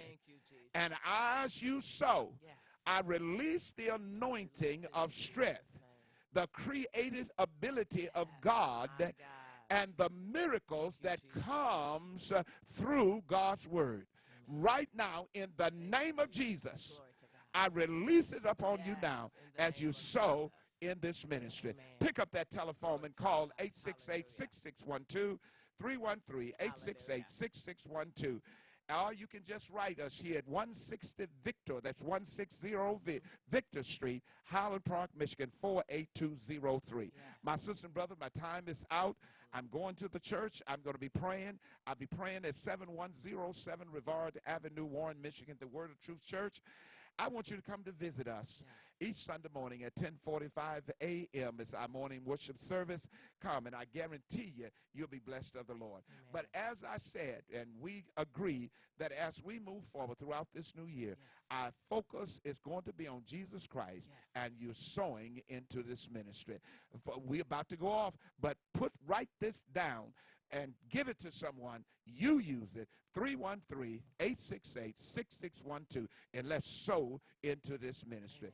I agree. Minister Archer? Amen. I agree. We're touch and agree. Yes. Anything you want to say? No. Amen. We bless God. We bless God for you. Hallelujah. And as you pick up that telephone right now, in the name of Jesus, I'm believing God for these three things. That God is going to give you strength.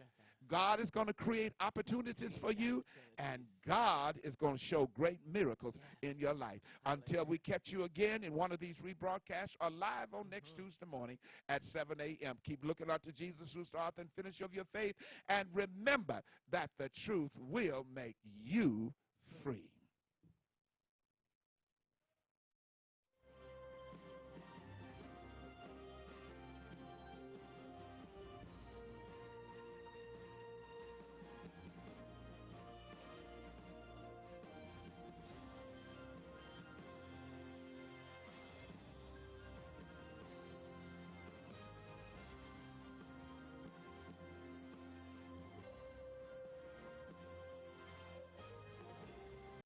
Happy holidays to you. The Watkins and Tyler families here of WHPS, its affiliates, management, or sponsors